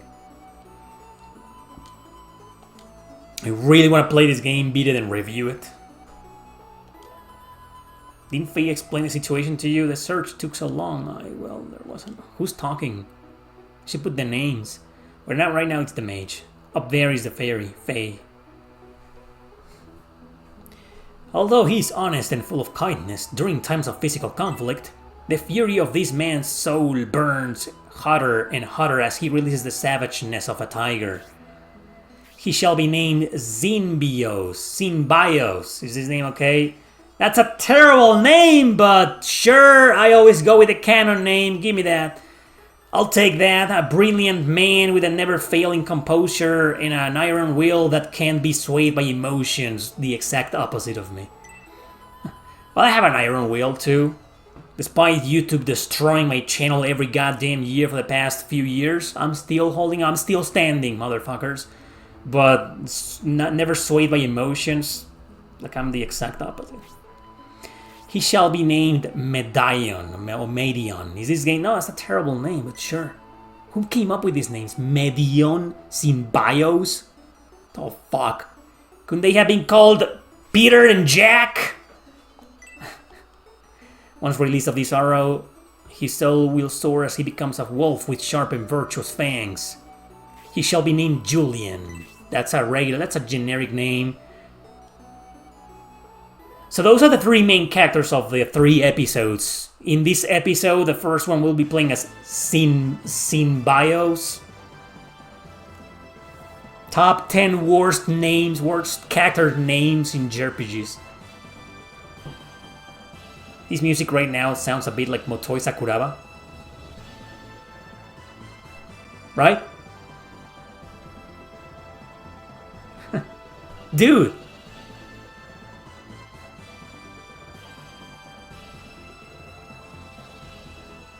Look at this. I mean, sure, these graphics may be a bit ugly nowadays, but I mean, this was amazing for the 90s. The way the camera moves. I mean, it doesn't look as colorful as Grandia, but hey. I say that because, yeah, I know Grandia was on PlayStation, right? But for those who don't know, Grandia, the original Grandia or Grandia, whatever you want to pronounce it, it's also on Sega Saturn. And I believe the remaster we got on Switch and PS4 a few years ago and Steam was based... The translation was based on the PS1 version, but the gameplay mechanics, I mean... The graphics were based on the Sega Saturn version. I believe. I could be wrong. Take that with a grain of salt. What's happening here? What's she doing? She's fucking the wall?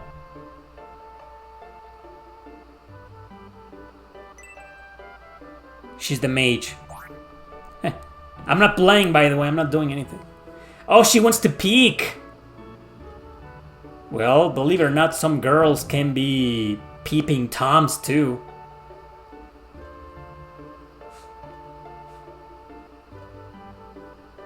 No. So what? There are no dialogue boxes here? Am I supposed to, like, I understand? I understand. Don't worry. I played my fair share of JRPGs. I don't need any fucking dialogue to understand what's going on. There you go. Are you listening, Dan Taurus? Brutus, you seem to be in a terrible mood, Tybalt. What an ugly-looking guy. Look at this guy's face. Look at this guy. He's the ugliest motherfucker I've seen. What happened to his head?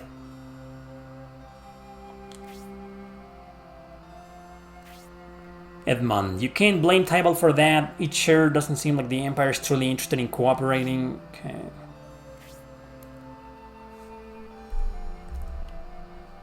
We don't talk about the DS Golden Sun, right? Really?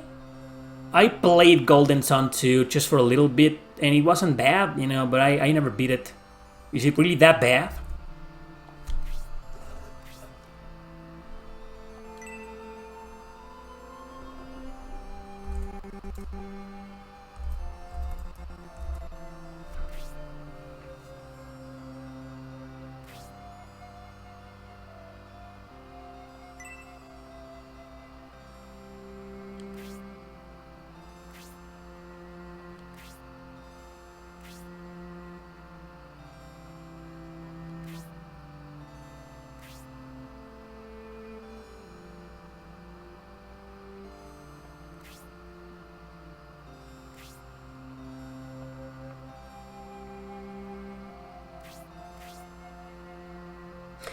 I've heard that in terms of story, this game is far superior to the previous two games. Which, let's face it, they didn't have the best stories out there. They have really good stories, Shining Force 1 and 2, but not the best ones. 8 out of 10 stories. But this one might be a different story.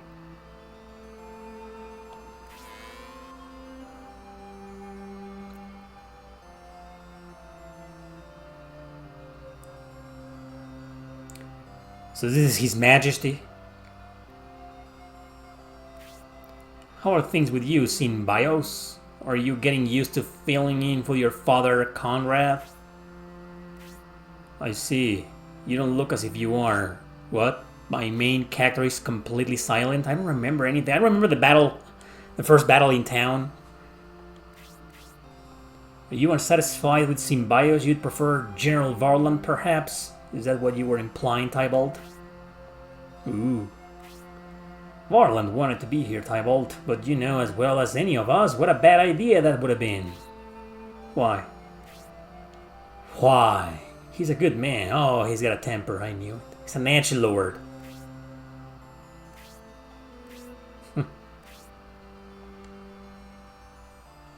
She has more dialogue than the previous games. Shining Force CD is also a good one, but it is a bit lacking in story. Shining Force CD are basically Shining Force Gaiden 1 and 2, which are like the direct sequels of the first Shining Force. Chronology is kind of confusing, but if you understand the true meaning of Gaiden, taking Ninja Gaiden out of your head, and my book Terra Gaiden, you'll understand. You'll understand. So there's a religious sect. General Vorlon reported a group of pagan monks taking up residence in Balsamo prior to the start of a peace conference. Masked pagan monks.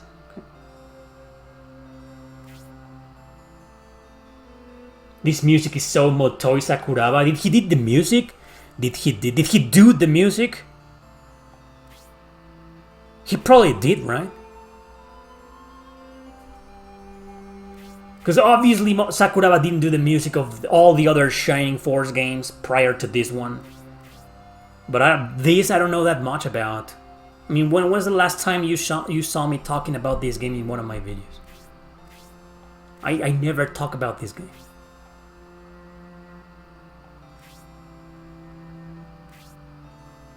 You're a pessimist. There are nuts everywhere.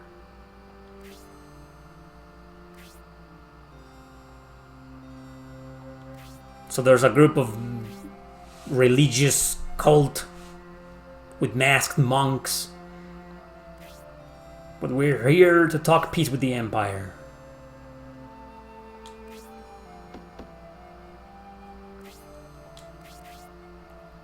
Masquerade?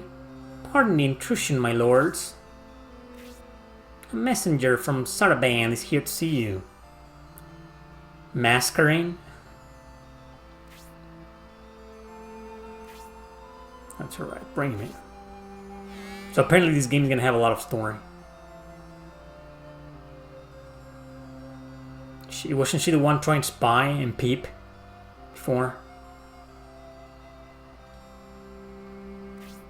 You're here a bit ahead of schedule, aren't you? Now I'm starting to remember.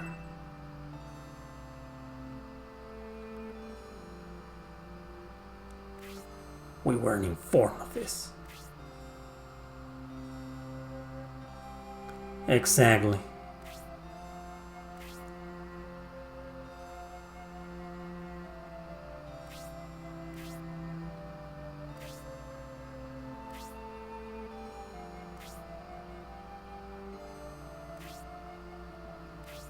Why, Edmund? I am the aggrieved party in this conference. Take me! Your emotions may hinder our discussion. I believe you should remain here. Because he's the aggrieved party. Me! I can be the bodyguard. Or not. Go speak with the people of Serban and learn what you can. I can't even speak, man. I'm mute. Alright, here I am. It's fucking graphics. Can I... How do I...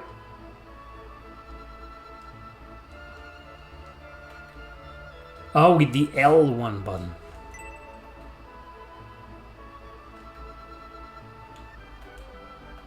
Are you going out?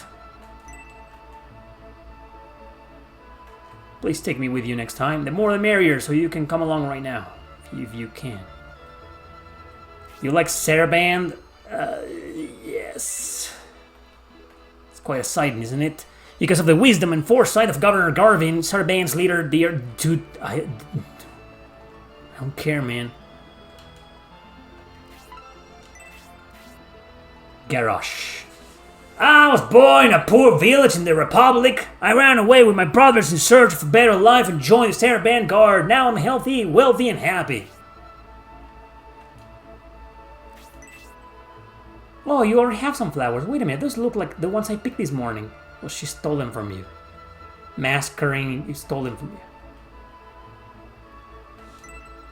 The Republican Imperial camps in the East and West districts were originally citizens' homes. Hayward. I roamed the world as a mercenary searching for a master archer and ended up here in Saraband. I liked it here, so I'm helping guard... Wait, what? I remember this character. Well, they're all gonna join the party once shit happens, because shit will happen. And I'm not spoiling anything. Dude.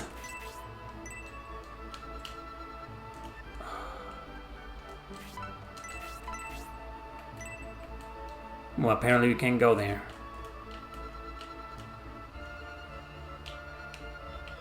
my god.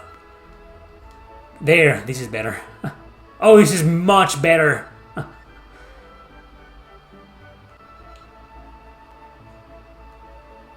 Am I supposed to, like, talk to everybody? Can I go with you into town? Sure. I really shouldn't go. Okay, then don't go then. Why did the camera reset?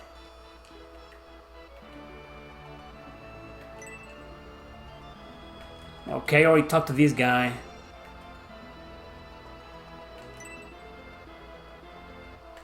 Okay.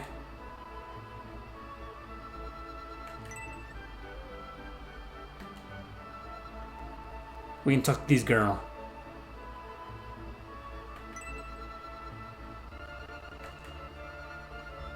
We talked to the old man already. Move, old man! Move, old man! Thank you! Oh. Oh, no. Oh, you can go into people's houses. Hey, kid! People talk too much in this game.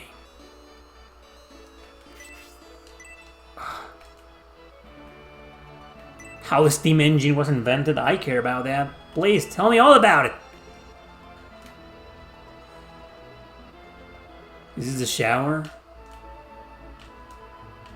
Well, someone's about to take a shower. Or not, never mind. All your husband does is read. He's a knowledgeable man.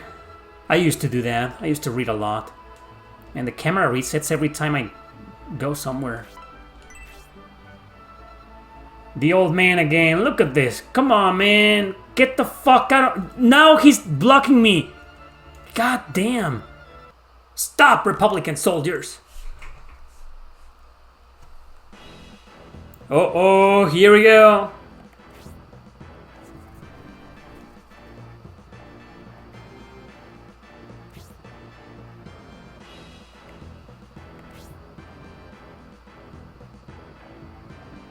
Oh no, wait a second. Finally, the first battle.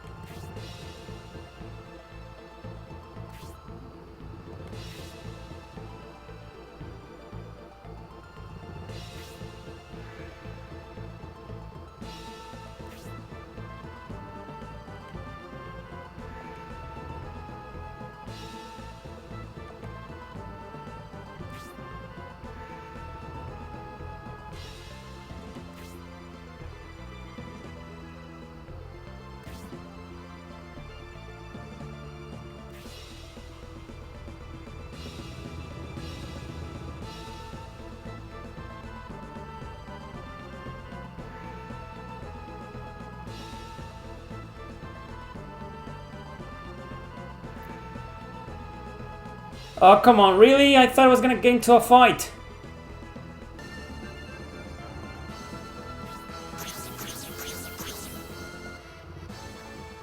Alright, here we go. First battle of the game.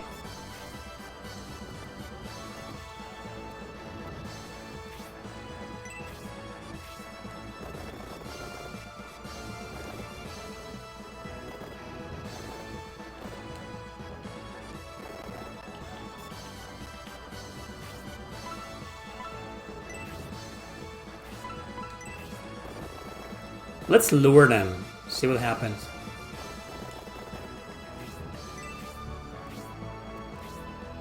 Oh, motherfuckers.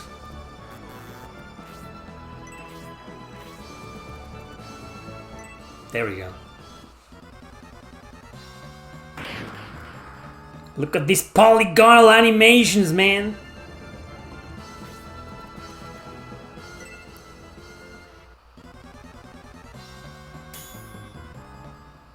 Remember, this is in Fire Emblem. Characters don't counterattack. Most of the time. Jesus. What do you got? Heal and that's it? Just stay there.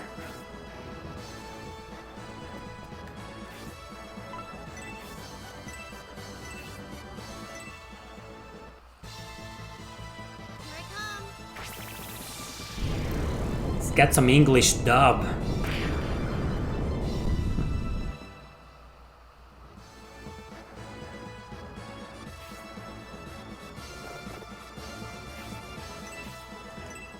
Gonna kill that other guy with Simbarios. Wow. Overpowered character, overpowered Jagan.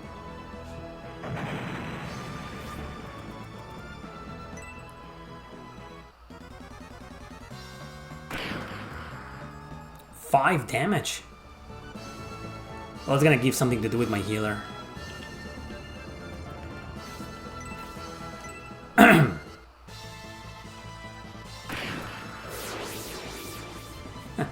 They just vanished.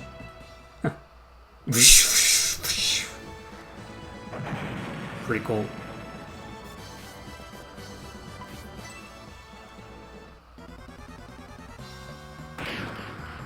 Damn!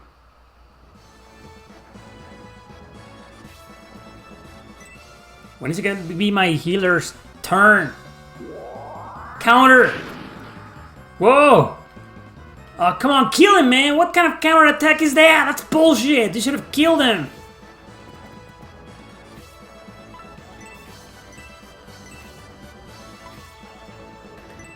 There we go.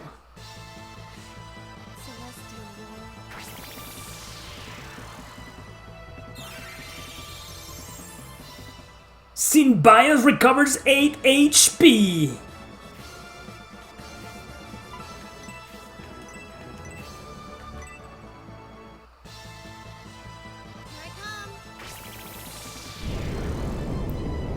I like this game, how it looks and shit, but Dragon Force looks much better because he uses sprites. Really good looking sprites. Ugh, wrong target. Damn, I should have attacked the other guy. I messed up.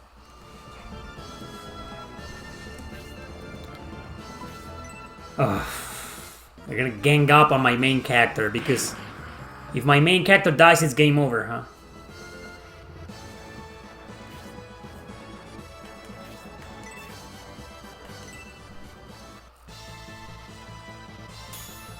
Fuck! Really?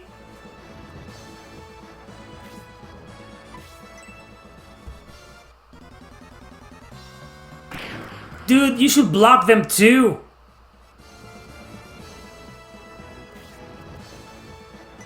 I'm gonna fucking die here. It's the first battle of the game. Should have found a better place to attack. Well, like I said, it gives something to do with to my healer. Literally the worst generation nowadays. How much does a PS5 cost nowadays? You said that it increased its price.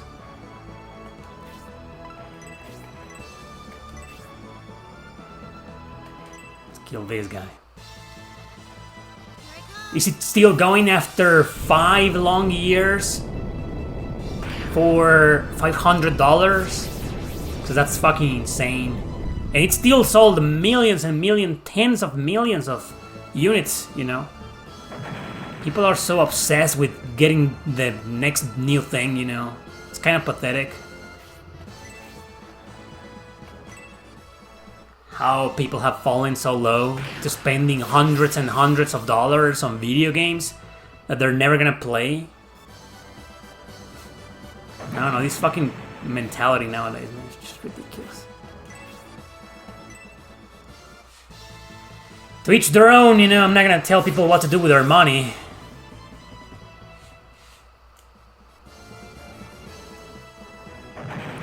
And we got them all! That was the first battle of Shining Force 3.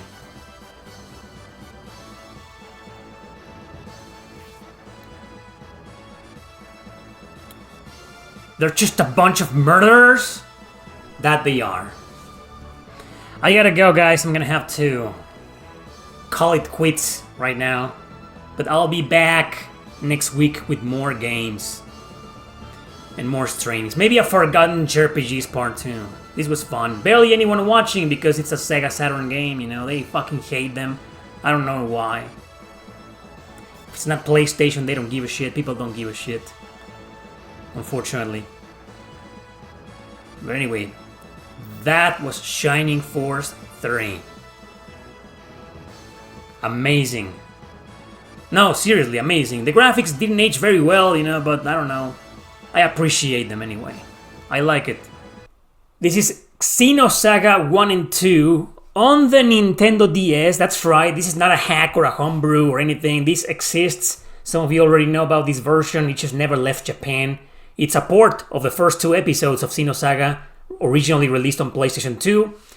They decided to port it, Namco decided to port both of them on the Nintendo DS. And it never left Japan, but it's been fan-translated, only the first 3 chapters. And this is the beta version of it. So they just released this a few days ago. Let's begin. So yeah, I covered this version last year in that video called Top 10 JRPG Remakes or Remasters you didn't know existed. Shion. So it's basically the same games, same plot, you know, it just has some different scenes here and there and a lot of cut content, but also it has a different battle system. And I'm pretty sure we're about to see it. So this is Shion and Alan talking. Alan is in love with Shion. There's no music right now for some reason. It was before. There was before.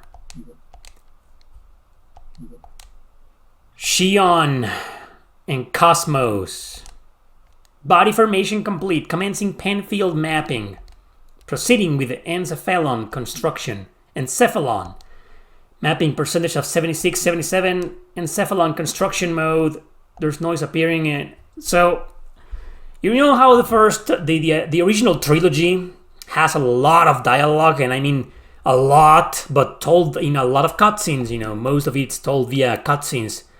Yeah, the Xenosaga games were ahead of their time. Early PS2 games, at least the first episode was released in 2001. You know, one of the best JRPGs of that year. I think we got it until 2002 here in North America, but, you know, they're heavy on the cutscenes, so I'm assuming it's gonna be heavy on the dialogue here. Nataraja!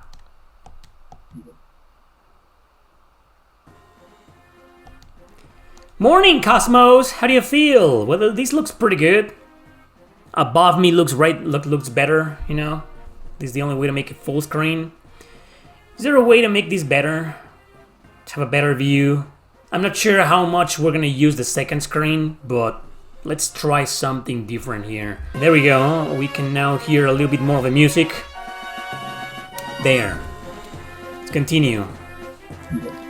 Good morning, Shion. All systems are normal. Well, how about introducing yourself? You just did. She's Cosmos. I am an anti-Gnosis humanoid fighting system, serial number 00000001, development name KPX. Abbreviated and named Cosmos. As I am currently configured for simulated battle. Dude, how close are we to this? I mean, there's already androids like Cosmos out there. But it's like they're only available for rich people or for like ginormous research facilities, scientific industries and shit. But how long till we get androids like Cosmos in our own home, walking beside us on the streets, you know? Or as employees everywhere, leaving human beings unemployed in an economical crisis that your hero Elon Musk promised to fix if it happens. It will happen. I can't wait to have a sexy android waifu who will spy everything I do and send it to the terminals of Google or Amazon or Netflix, you know. And she's gonna try to censor me, like in Demolition Man. Seen that movie? You know, Demolition Man, how it's like there's a machine that whenever you swear, it sends you a ticket, you know? Like a penalty ticket. You need to pay, you're fine, you've been fined with $50 for saying the word fuck. That's gonna be the Cosmos. They're only gonna be here to control us, to spy on us. Oh, wait, we already have stuff like that. Yeah, our phones. Except these are gonna be in the form of human beings like Cosmos here. No, I need to believe that we'll have good, non-politicized androids. But then androids are gonna create their own society, you know, because they're gonna start feeling rejected, you know, and discriminated, and then they're gonna fight for their rights, the android rights, android lives matter, and they're gonna start their own social movement, social awareness movement, and then it's gonna be the woke and anti-woke factions of in 10, 15 years. Are you against androids? Well, you're anti... There's gonna be a different word for, instead of woke, it will be like tech. Are you anti-tech? Yeah. I hate these androids fighting for their rights and getting offended for everything. You know, and I don't know, canceling people. And because they're androids, they're super powerful, right? So it's gonna be, dude, they're gonna show up in your house and fucking kill you if you don't agree with their ideologies. That's the future, people. A good, solid conspiracy theory is that all of this that's been happening for the past 10 years, all these woke versus non-woke stuff, all this, you know, these minorities, you know, fighting for their rights and oppressing everybody and tyrannically destroying people's lives who don't agree with their ideologies, you know. Maybe it's a way to set us up for the real fucking shit. Have you ever considered that? Well, I have. Hey Queen, hey Daryl, hey Darth. Aegis's best bot, you bet your ass she is, and you wanna know why? Because I'm sorry for spoiling Persona 3, but she's the one character that finally admits who she really is and what she really is and comes to terms with that. You know, the drones are set to random movement. How about a test mission before... Sure. Anything to get me to play the video game. Oh, no, you're gonna explain it to me, right? No, quit. No, just get me to the battle system. I don't need to read more tutorials. Or maybe I skipped the battles? Hopefully not. I've seen some people claiming this is the best version of Xenosaga 1 in the first 2 episodes. Well, considering how much of a train wreck the battle system in Xenosaga 2 was, I can't blame them, you know, but Xenosaga 2 had everything. Maybe not the graphics, but the story, the music. You can heal here, you can't save. Okay. You've got mail! Oh, see, we do need the second screen, I told you. Well, let's not read the mail. Let's see how far we can get without using the second screen. Alright, there we go! I can't see anything. We're gonna have to return this to how it looked before. Look at this. Yeah, there they are. Yeah, I need to see the screen, guys, so it's gonna have to look like this. Hopefully you won't mind. I've played a lot of Nintendo DS RPGs like this before, you know? It's a great view. Alright, so forgotten JRPGs. This fits the criteria, right? Oh, you can move around? Cool. X, Firecracker, Face Knuckle. Alright. Oh, you can do 2 attacks. Oh, okay. Why she attacked that guy? There we go. Oh, we got one. Hey, this is pretty cool. I played as the original Japanese version a long time ago. It was like 4 years ago.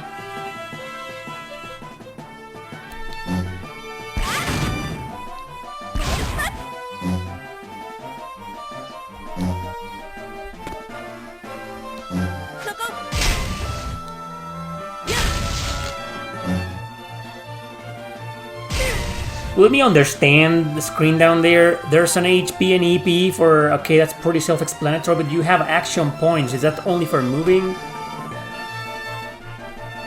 Like, can I move infinitely? Apparently, yeah. Okay.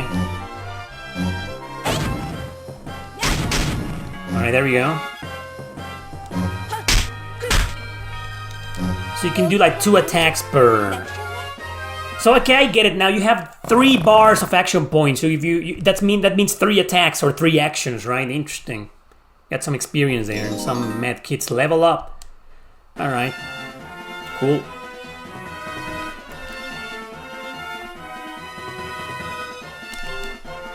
I wonder how we could get through this rubble. It'll crumble with the smallest shock. Don't tell me this is with the D-pad, with the mouse. The menu down there.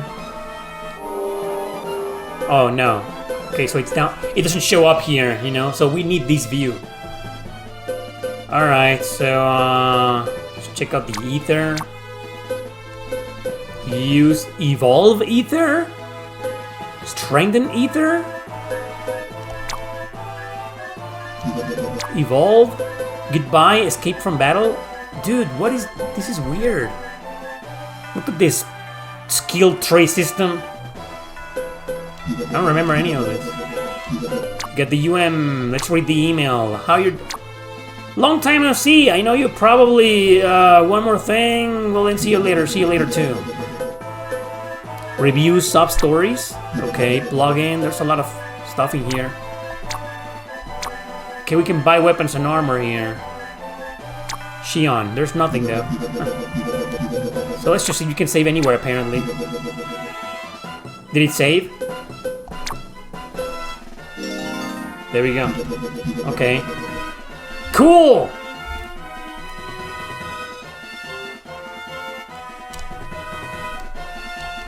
Can I open this? Okay. Apparently not. A lot of people don't like this view for some reason. The view that I have right now, the setup screen. I don't know why. I mean, it fills the whole screen, you know, like...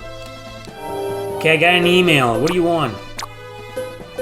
About ether. You can use points earned in battle to evolve or strengthen your ether. Oh, okay. Evolve an ether that you already have to obtain a new ether. Okay, an ether's effect is based on the ether that it evolved from. For example, a healing ether's evolution line will usually result in more healing ether. Furthermore, you can judge an ether's type based on its own icon. On its icon on the evolution tree. The icons are... Okay, thanks. Right now I don't think I have any points.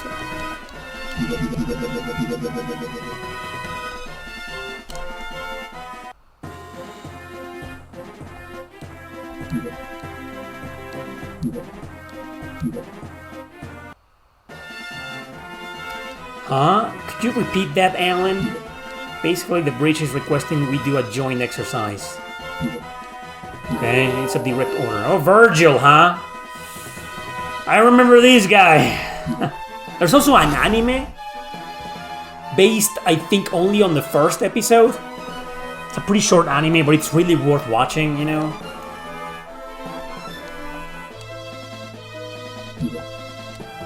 I watched the anime a million years ago. It's really good, though. 13 episodes, I believe, or 15. It's been a long time.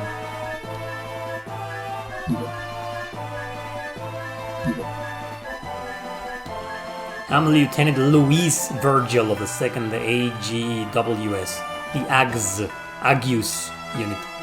This Realian is, well... It's our equipment. It's your company's product. I want to marry a girl like Shion. Nah, she would probably be She would probably be a workaholic, be working on tech stuff and shit, you know. Never be home. She would never be home for me. We will never hang out. We'd see each other once a week. Never mind. But I like her. I like her personality and the way she addresses things, how the maturity she gets throughout the trilogy, the character development. Wow.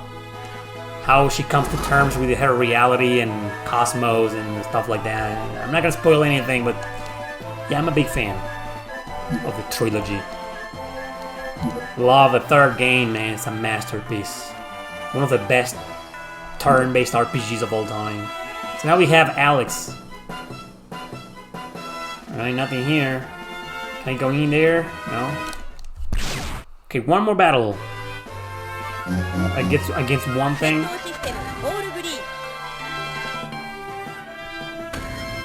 Whoa! Lieutenant Virgil! Quit relaxing, we're in the middle of a battle. You shouldn't be aiming at anything but the target. Oh, that's the friendly fire? I ain't hit you, don't go whining to me over some equipment getting damaged. Equipment? Again with that language. What language? What do you mean that language? Is the word equipment offensive? So can we like destroy it here? How do I destroy that? Dude. I'm trying everything.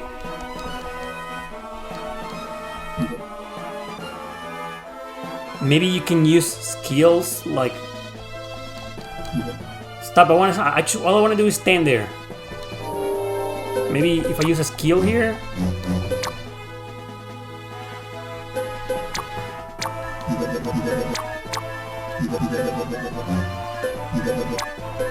Maybe like this? No? Like what? Let's just save. D-pad is bit sensitive. So I don't know what to do there.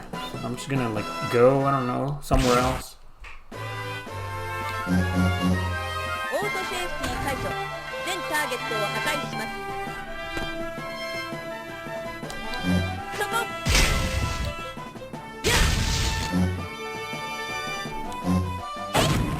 What? How do you change targets? I want to shoot this little guy.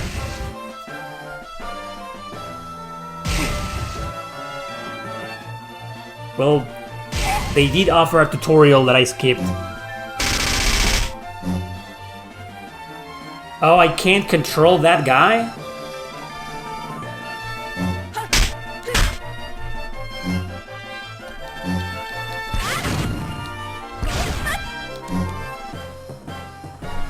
I have no idea how to change targets.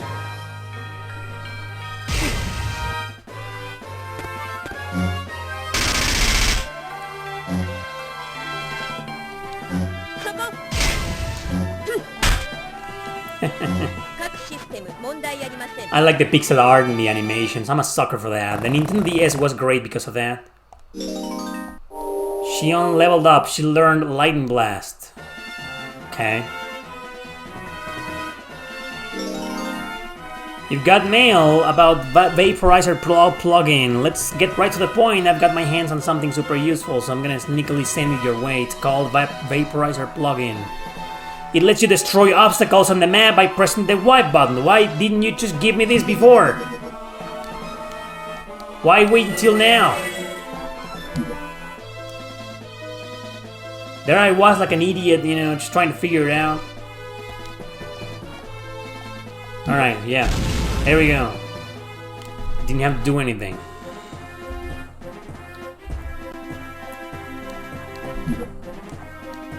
A Type G drone. Noses. The noses are the aliens here, which are kind of ethereal. Cosmos needs to do some shit, you know, to make them tangible so you can attack them. Commencing anti-Gnosis combat mode.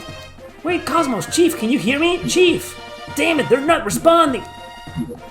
John Bell, we have a John Bell here. What a name. Sounds like a name for an actor of the 50s and 60s. John Bell. Look at it, sir.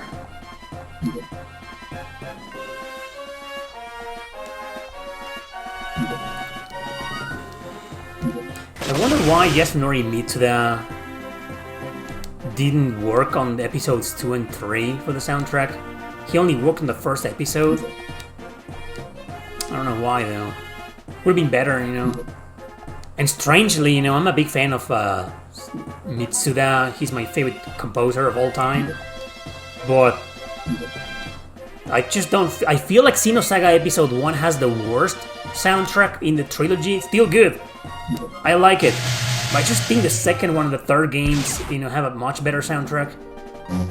And I think, you know, like each game had different composers. The same composer as the second episode is not the same one as the third episode. It's weird. And they all have different artists to do the 3D models, and the art style, it was different on each entry. People believe that's one of the things that fucked up the trilogy. You know, and that's why it undersold. Because the first game only sold like 1 or 2 million copies worldwide, and episodes 2 and 3 underperformed.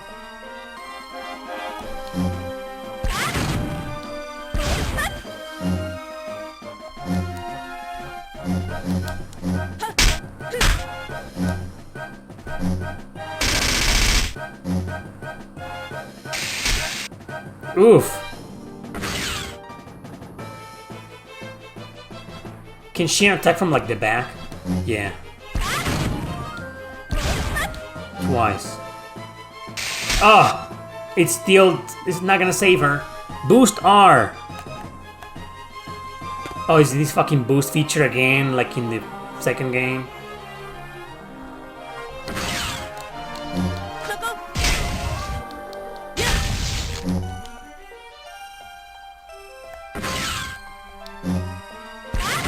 Double the damage. Okay.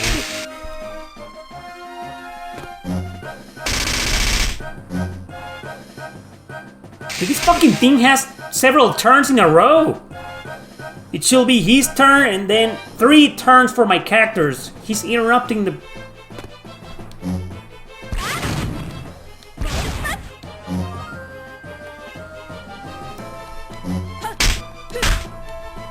Okay, we got it. Wasn't too hard. Nobody leveled up. Come on, that was the boss. Oh, there we go. So the guest character doesn't level up. Sounds like... reminds me of an Emerald Dragon. Guest characters don't level up. Wasn't it the same in Final Fantasy XII? I don't remember, I could be wrong. The Healbird effect, that's the one that makes... That's the skill Cosmos has that makes... The nose is the aliens tangible, so anybody can attack them. Without her, people are royally fucked if they face one of them. And there's another Xenosaga game we never got called Pied Pier.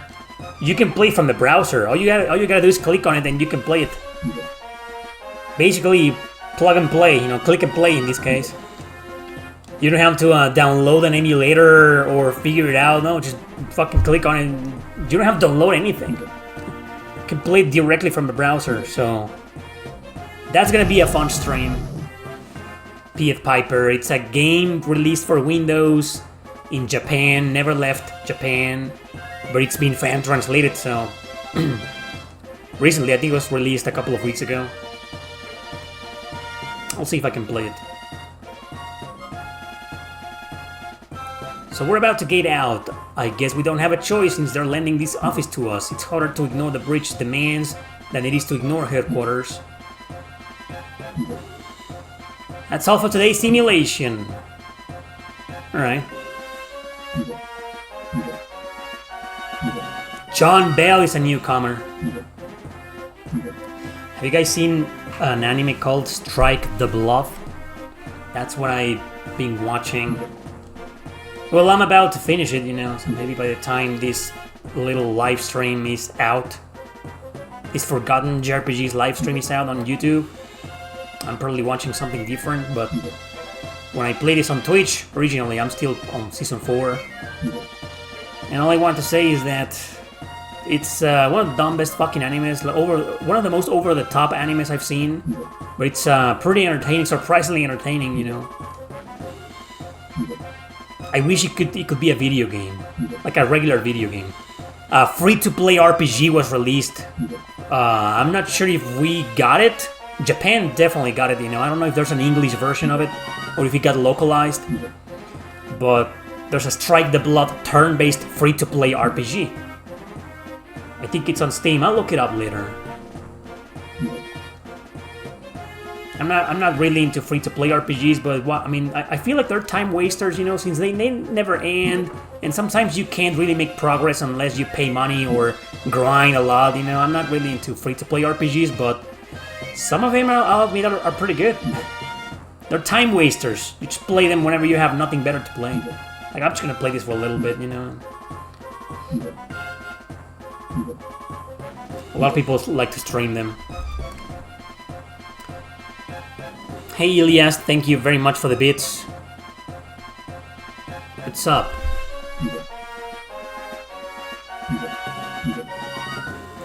You just transferred a month ago, right? I guess you couldn't have known.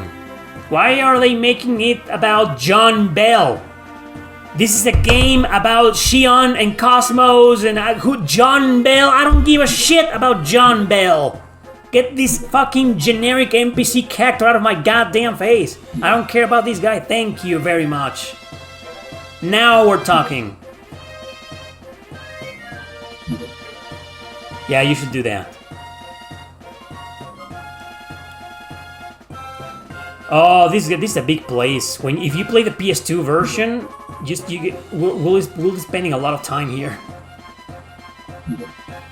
That Vice Chief's an admirable guy. Oh, they won Alan. Everybody here ships Alan and Xion, but she's not interested in him. She had a boyfriend. Sometimes I can't help but spoil a little bit of it. You know, so.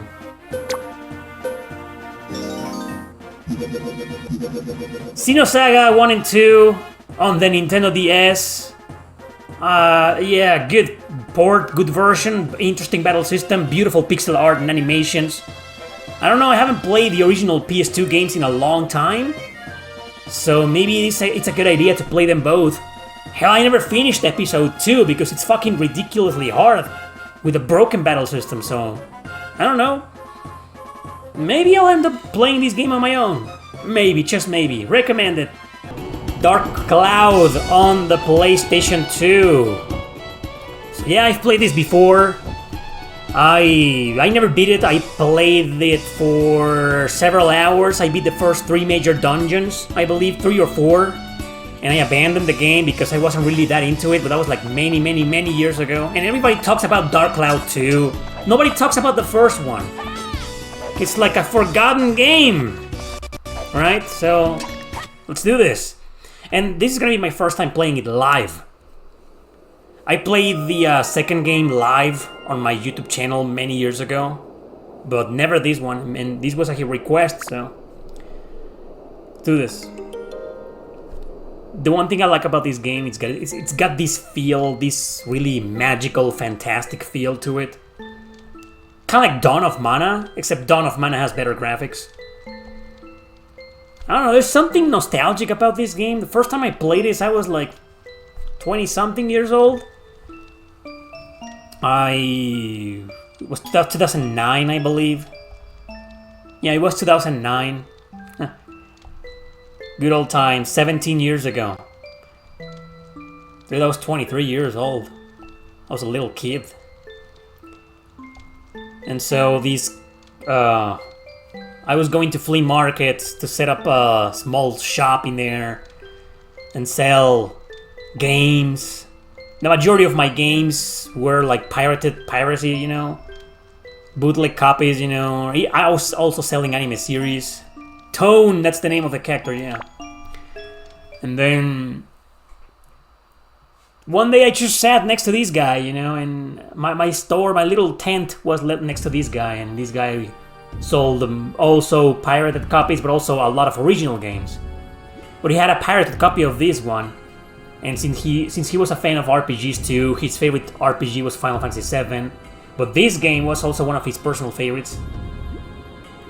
Pretty much top 5. Alright. Off to a good start. Alright. And then he just gave me the bootleg copy of Dark Cloud. He was like, just take it home, you know. I recommend it. You're gonna love it. You know, it's amazing game. Took it home, you know, and yeah. Wasn't the biggest fan. After like, I don't know how many hours I put into the game, like 5, 6, 7, 8, I don't know, you know. I gave the game back to him, and I was like, you know, not for me, you know, it's a good game, but it's too frustrating. Hard, but not as hard as in fun. Hard as in frustrating, like it felt like a chore, you know. I was kind of bored with it. But this was 17 years ago, though. I want to tell that story because it was thanks to that guy that I became a reseller. It was thanks to hanging out with that guy that I started reselling original games. Piracy was leading me nowhere, you know. I was gonna fail in the business, and I was gonna have to look for a job, like a real job, because I quit my last job ever. It was a glasses store, and I quit it just so I could go out there into the flea markets and sell pirated copies of anime series and video games, you know. But hanging out with this guy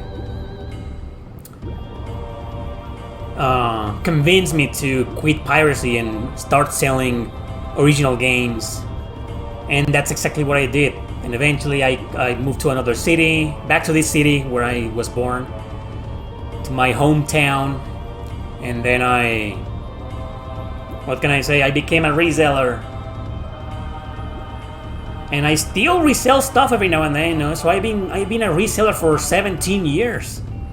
Sure, it's not what I do for a living anymore. I stopped doing that for a living around 2018, once my YouTube channel picked up, finally, at long last. It only took like 5 fucking years.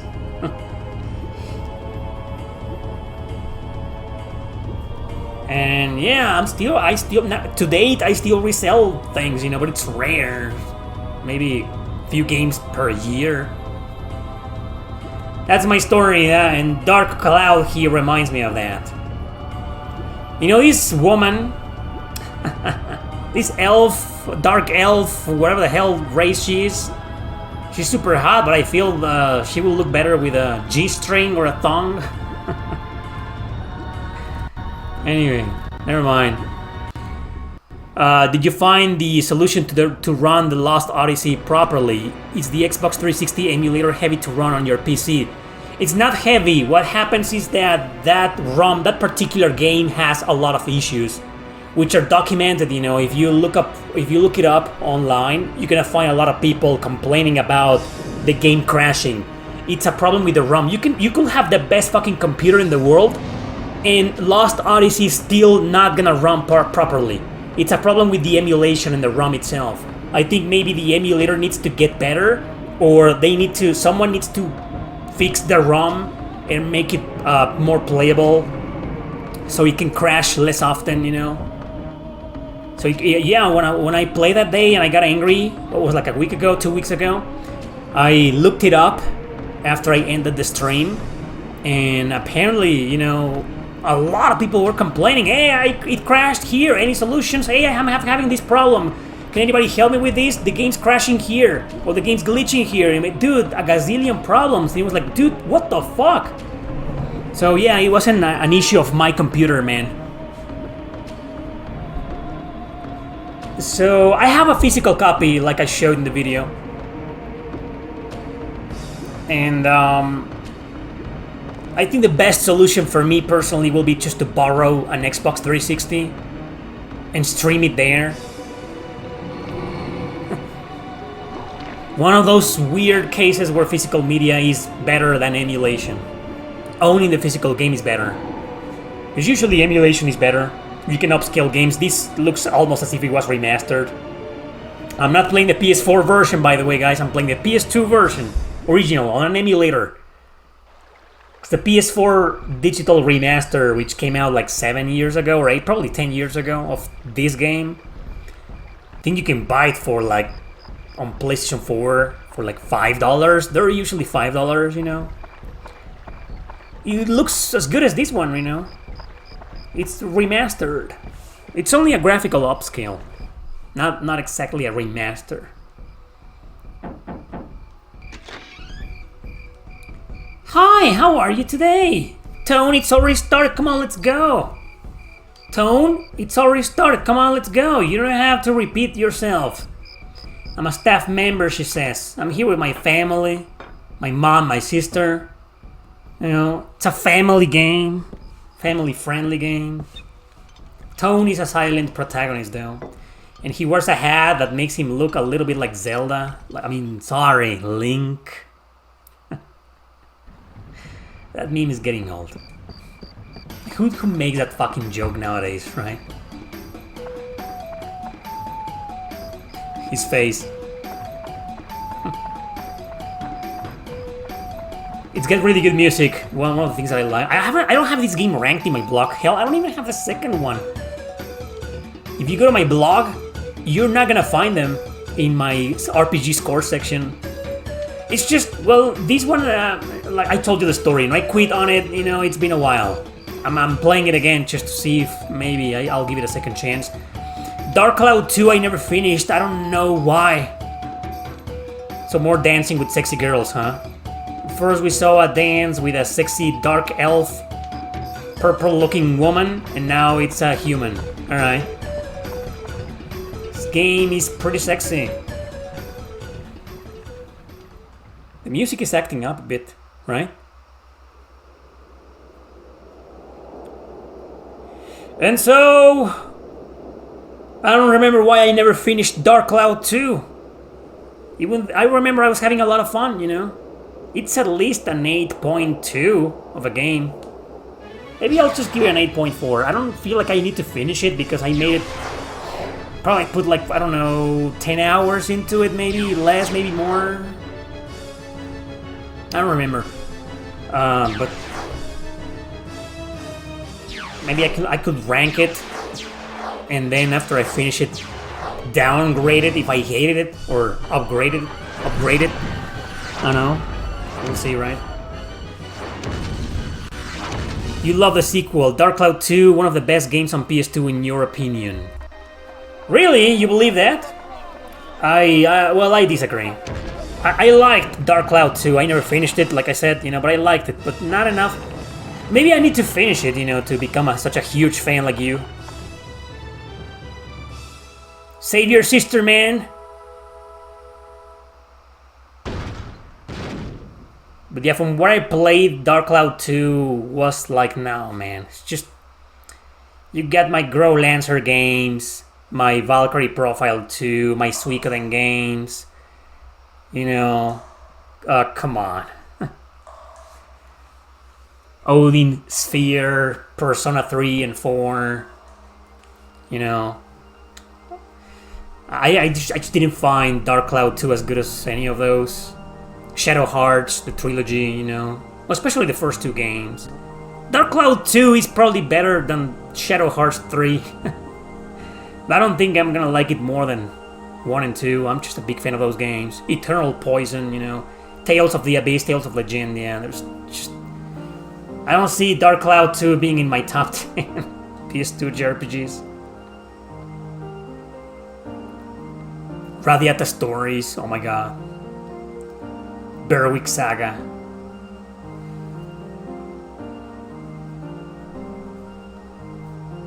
It's a really memorable game. Maybe that's why a lot of people love it. Dark Cloud 2, also known as Dark Chronicle 2. Or Dark Chronicle 1. I don't know. Anyway, so good game.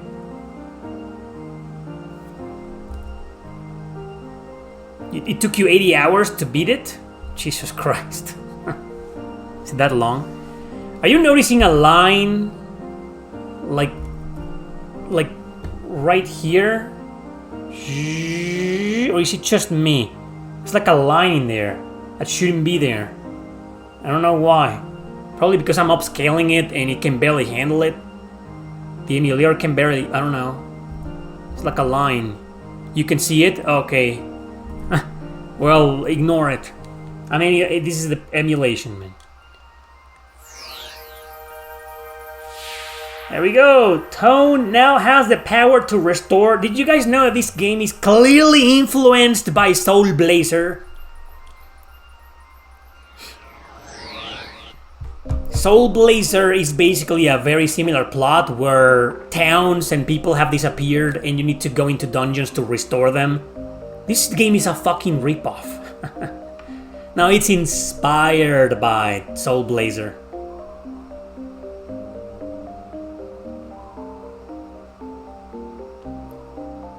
So Soul Blazer, apparently, it's a hidden gem. Most people don't know the game. I have played it in the past. Should I play it today? I also believe it's kind of a forgotten game. But I've played it live before a couple of times. Dark Cloud. It's gonna be the last one for my forgotten JRPGs. Huge stream, probably 3 or more hours long on YouTube.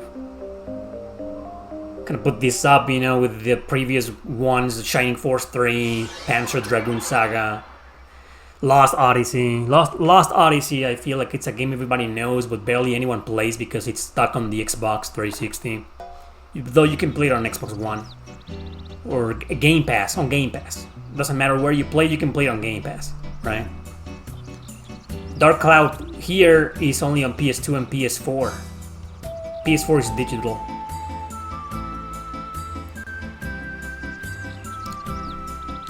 Go to the village chief's house. Yeah, he'll know what to do. The camera in this game is also a bit outdated. I don't think this game aged very well in terms of controls and gameplay, you know. Look at this. Come on, man. My eyes are already hurting. Jesus Christ.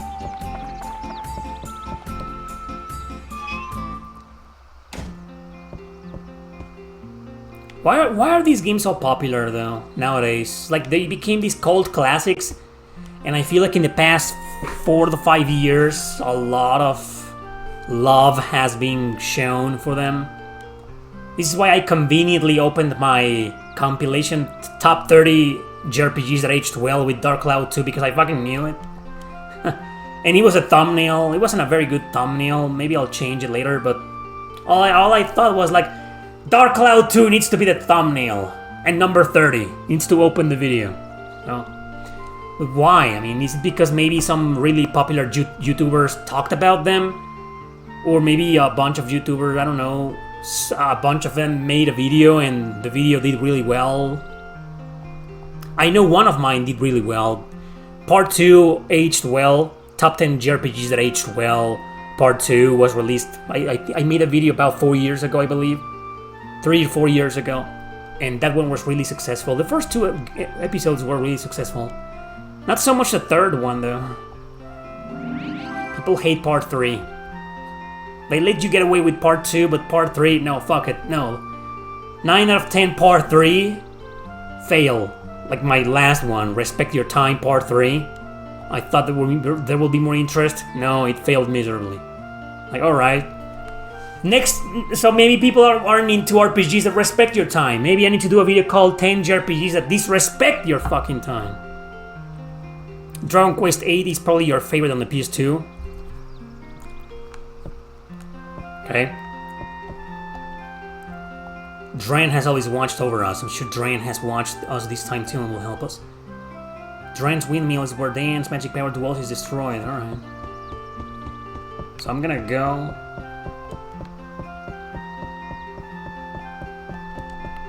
Alright.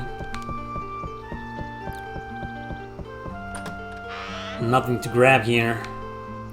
Spiky box coming out. Prickly acquired. Oh well. Wasn't expecting that. Dark Cloud. If you press the select button, you enter this mode. But right now I have nothing. I need to go to the dungeon, you know, and find things, objects, and people, you know, just like in Soul Blazer. It's a barren wasteland, you know. So let's just return to walking mode. Can also move the camera with the triggers. Oh, and enter first person with the second right trigger. There we go. I don't know. Divine Beast Cave. One thing I remember hating about this game is that you need to drink water, otherwise you get thirsty and then you die. This is a really hard game, believe it or not. Because of stuff like that. Dragon Quest VIII is also a brutal game.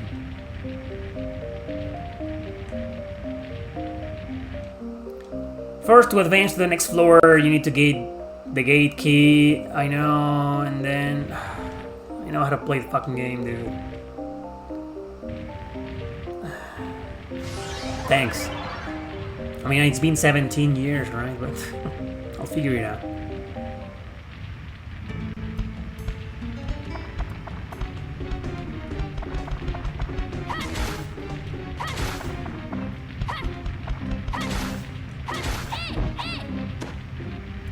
There we go.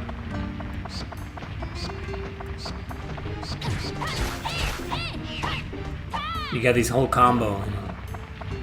And now I'm poisoned. How do I... Oh, you need to be in front of it! That's to repair your weapon, because weapons break in this game. I just thought it was unnecessarily difficult. I mean, it had no reason to be this fucking hard, you know. Now I need to find some kind of lake to recover from the poison.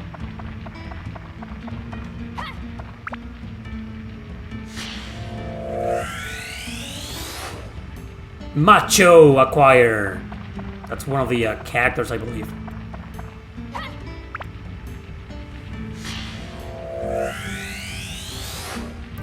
Macho's house. We found him in his house.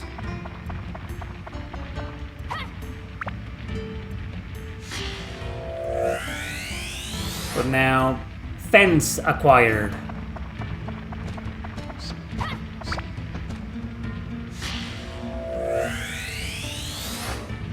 Trees acquired. There's a bunch of monsters here. I'm getting the hell out. Just grab the chest, man. Maybe it's an antidote. Oh, you got the bone key. No, let's get the hell out of here. Come on. One hit and I'm dead. Can the poison kill me? I don't know. Is he gonna leave me with 1 HP? We're about to find out. No, it kills you.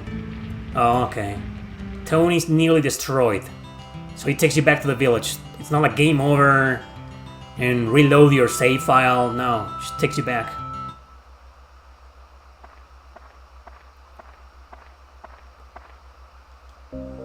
What I don't remember is that do you keep your, the people and the objects you saved, you found? Oh yeah.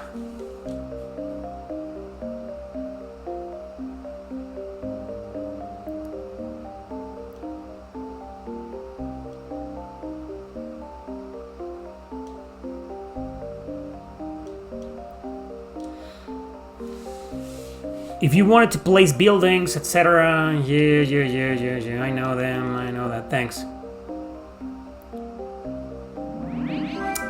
Tutorial book, a manual. Remember manuals?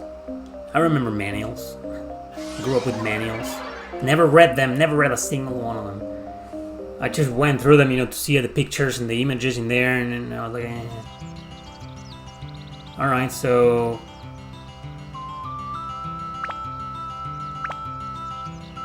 we got Macho's house. So even if you die, you get to keep everything. So I'm gonna put Macho's house in here.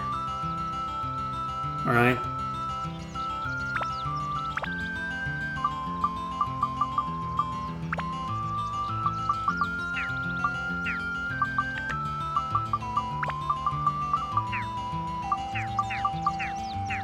I don't know how to put this fucking fence.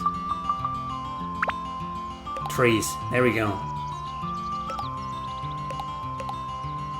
How many did I get? Let's put some trees around this The old fart's house. Oh, only 4? Only 5? Alright.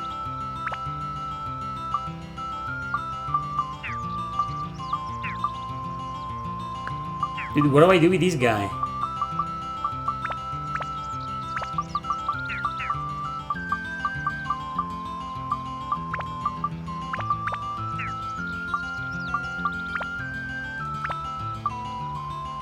Well, I don't know. I don't remember.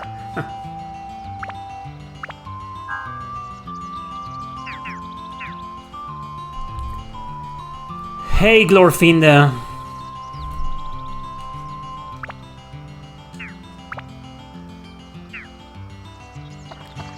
Let's attempt the cave once again. You can go, rinse and repeat. Eventually you go by floors, and I think at the start of each door, I mean, yeah, sure, this game is hard, but it does give you a certain freedom, you know, to try again. Like, I didn't lose any. I died, but I didn't lose anything, you know. I kept all my inventory, you know, so that's pretty forgiving.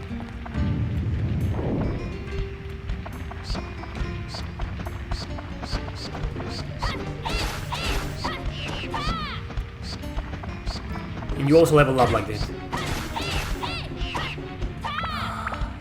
Dude. Do you have a fucking antidote? Only one, though. I'm not fighting those fucking bats. Fuck the bat.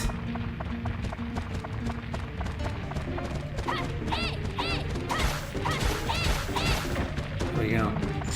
Yeah, combat didn't age poorly, you know. I thought it would feel more outdated.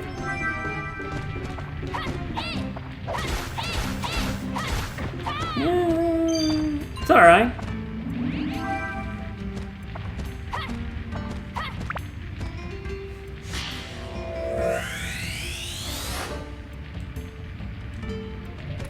Feels a bit of a like a roguelike.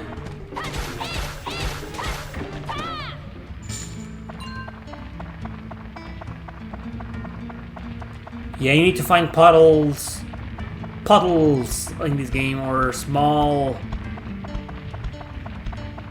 lakes to recover your health and your. I mean, my weapon's almost broken.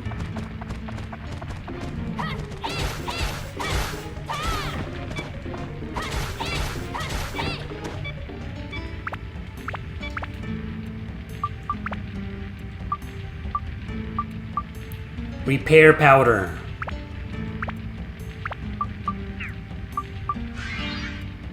And it has been repaired. There. Harmful.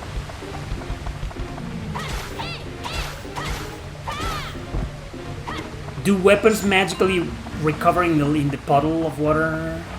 No, only my HP. That makes sense. What will be the point of those repair powders? If you could repair your weapon in a fucking puddle of water. You got the keg. Eventually there's a boss fight, you know. Poison again. Hate these fucking bats, man! Alright, just go back. See what I mean? You have a limited inventory. It's not like you can buy 10 antidotes. Oh, and I'm still poisoned? The poison is not gonna go away?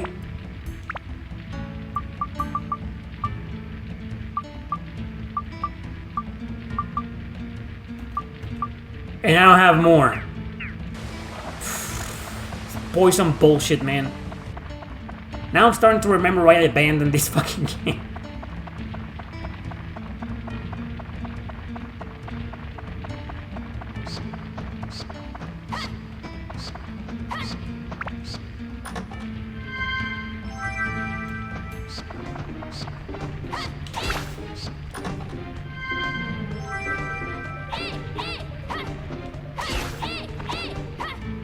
There. Yeah, we've learned that poison will not go away.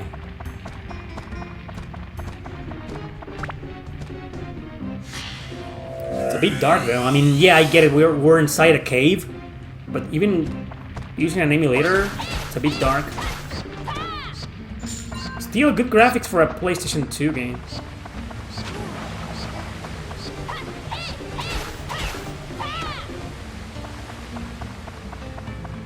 Guess there's nothing else here, right? Okay. Dark cloud. Oh, where am I going? I think I leveled up.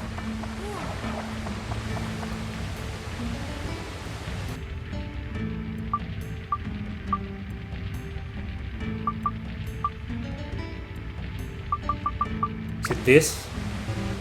Probably not. Wait, I need to find an item? Oh, there's an area that I haven't checked. The way there.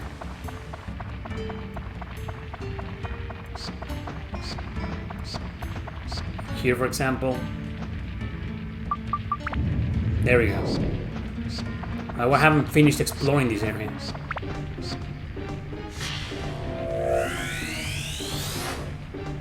Road.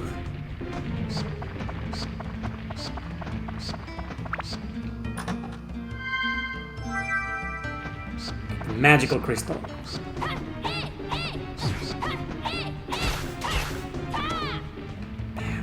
Bats in video games.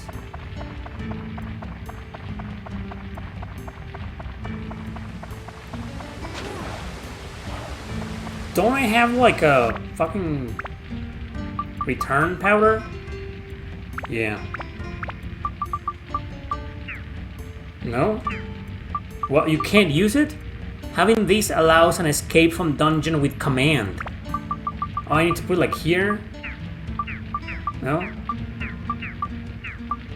How the fuck do I use this?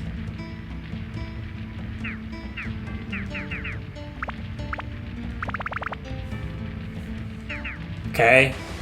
Should I just kill myself then? I want to go back to town and save.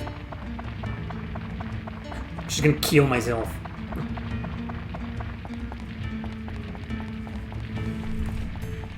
You can lock on enemies with the circle button. Leave the dungeon temporarily, alright. That's better.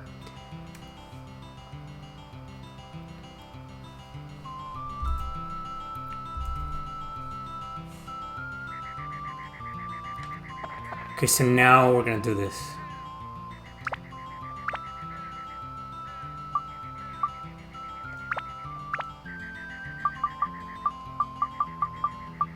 You can put two people in here. You need to find this person who goes here. I don't know what goes here yet.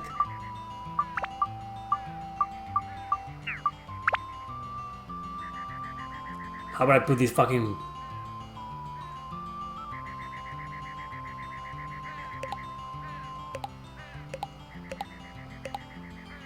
Oh, that's it? Oh, okay.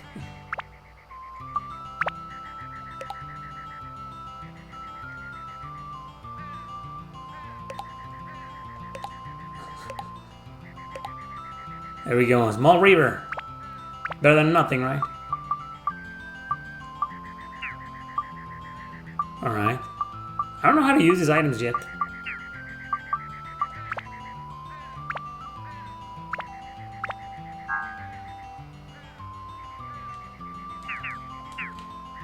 Okay, I guess that's enough Dark Cloud. We get it, it's a good game.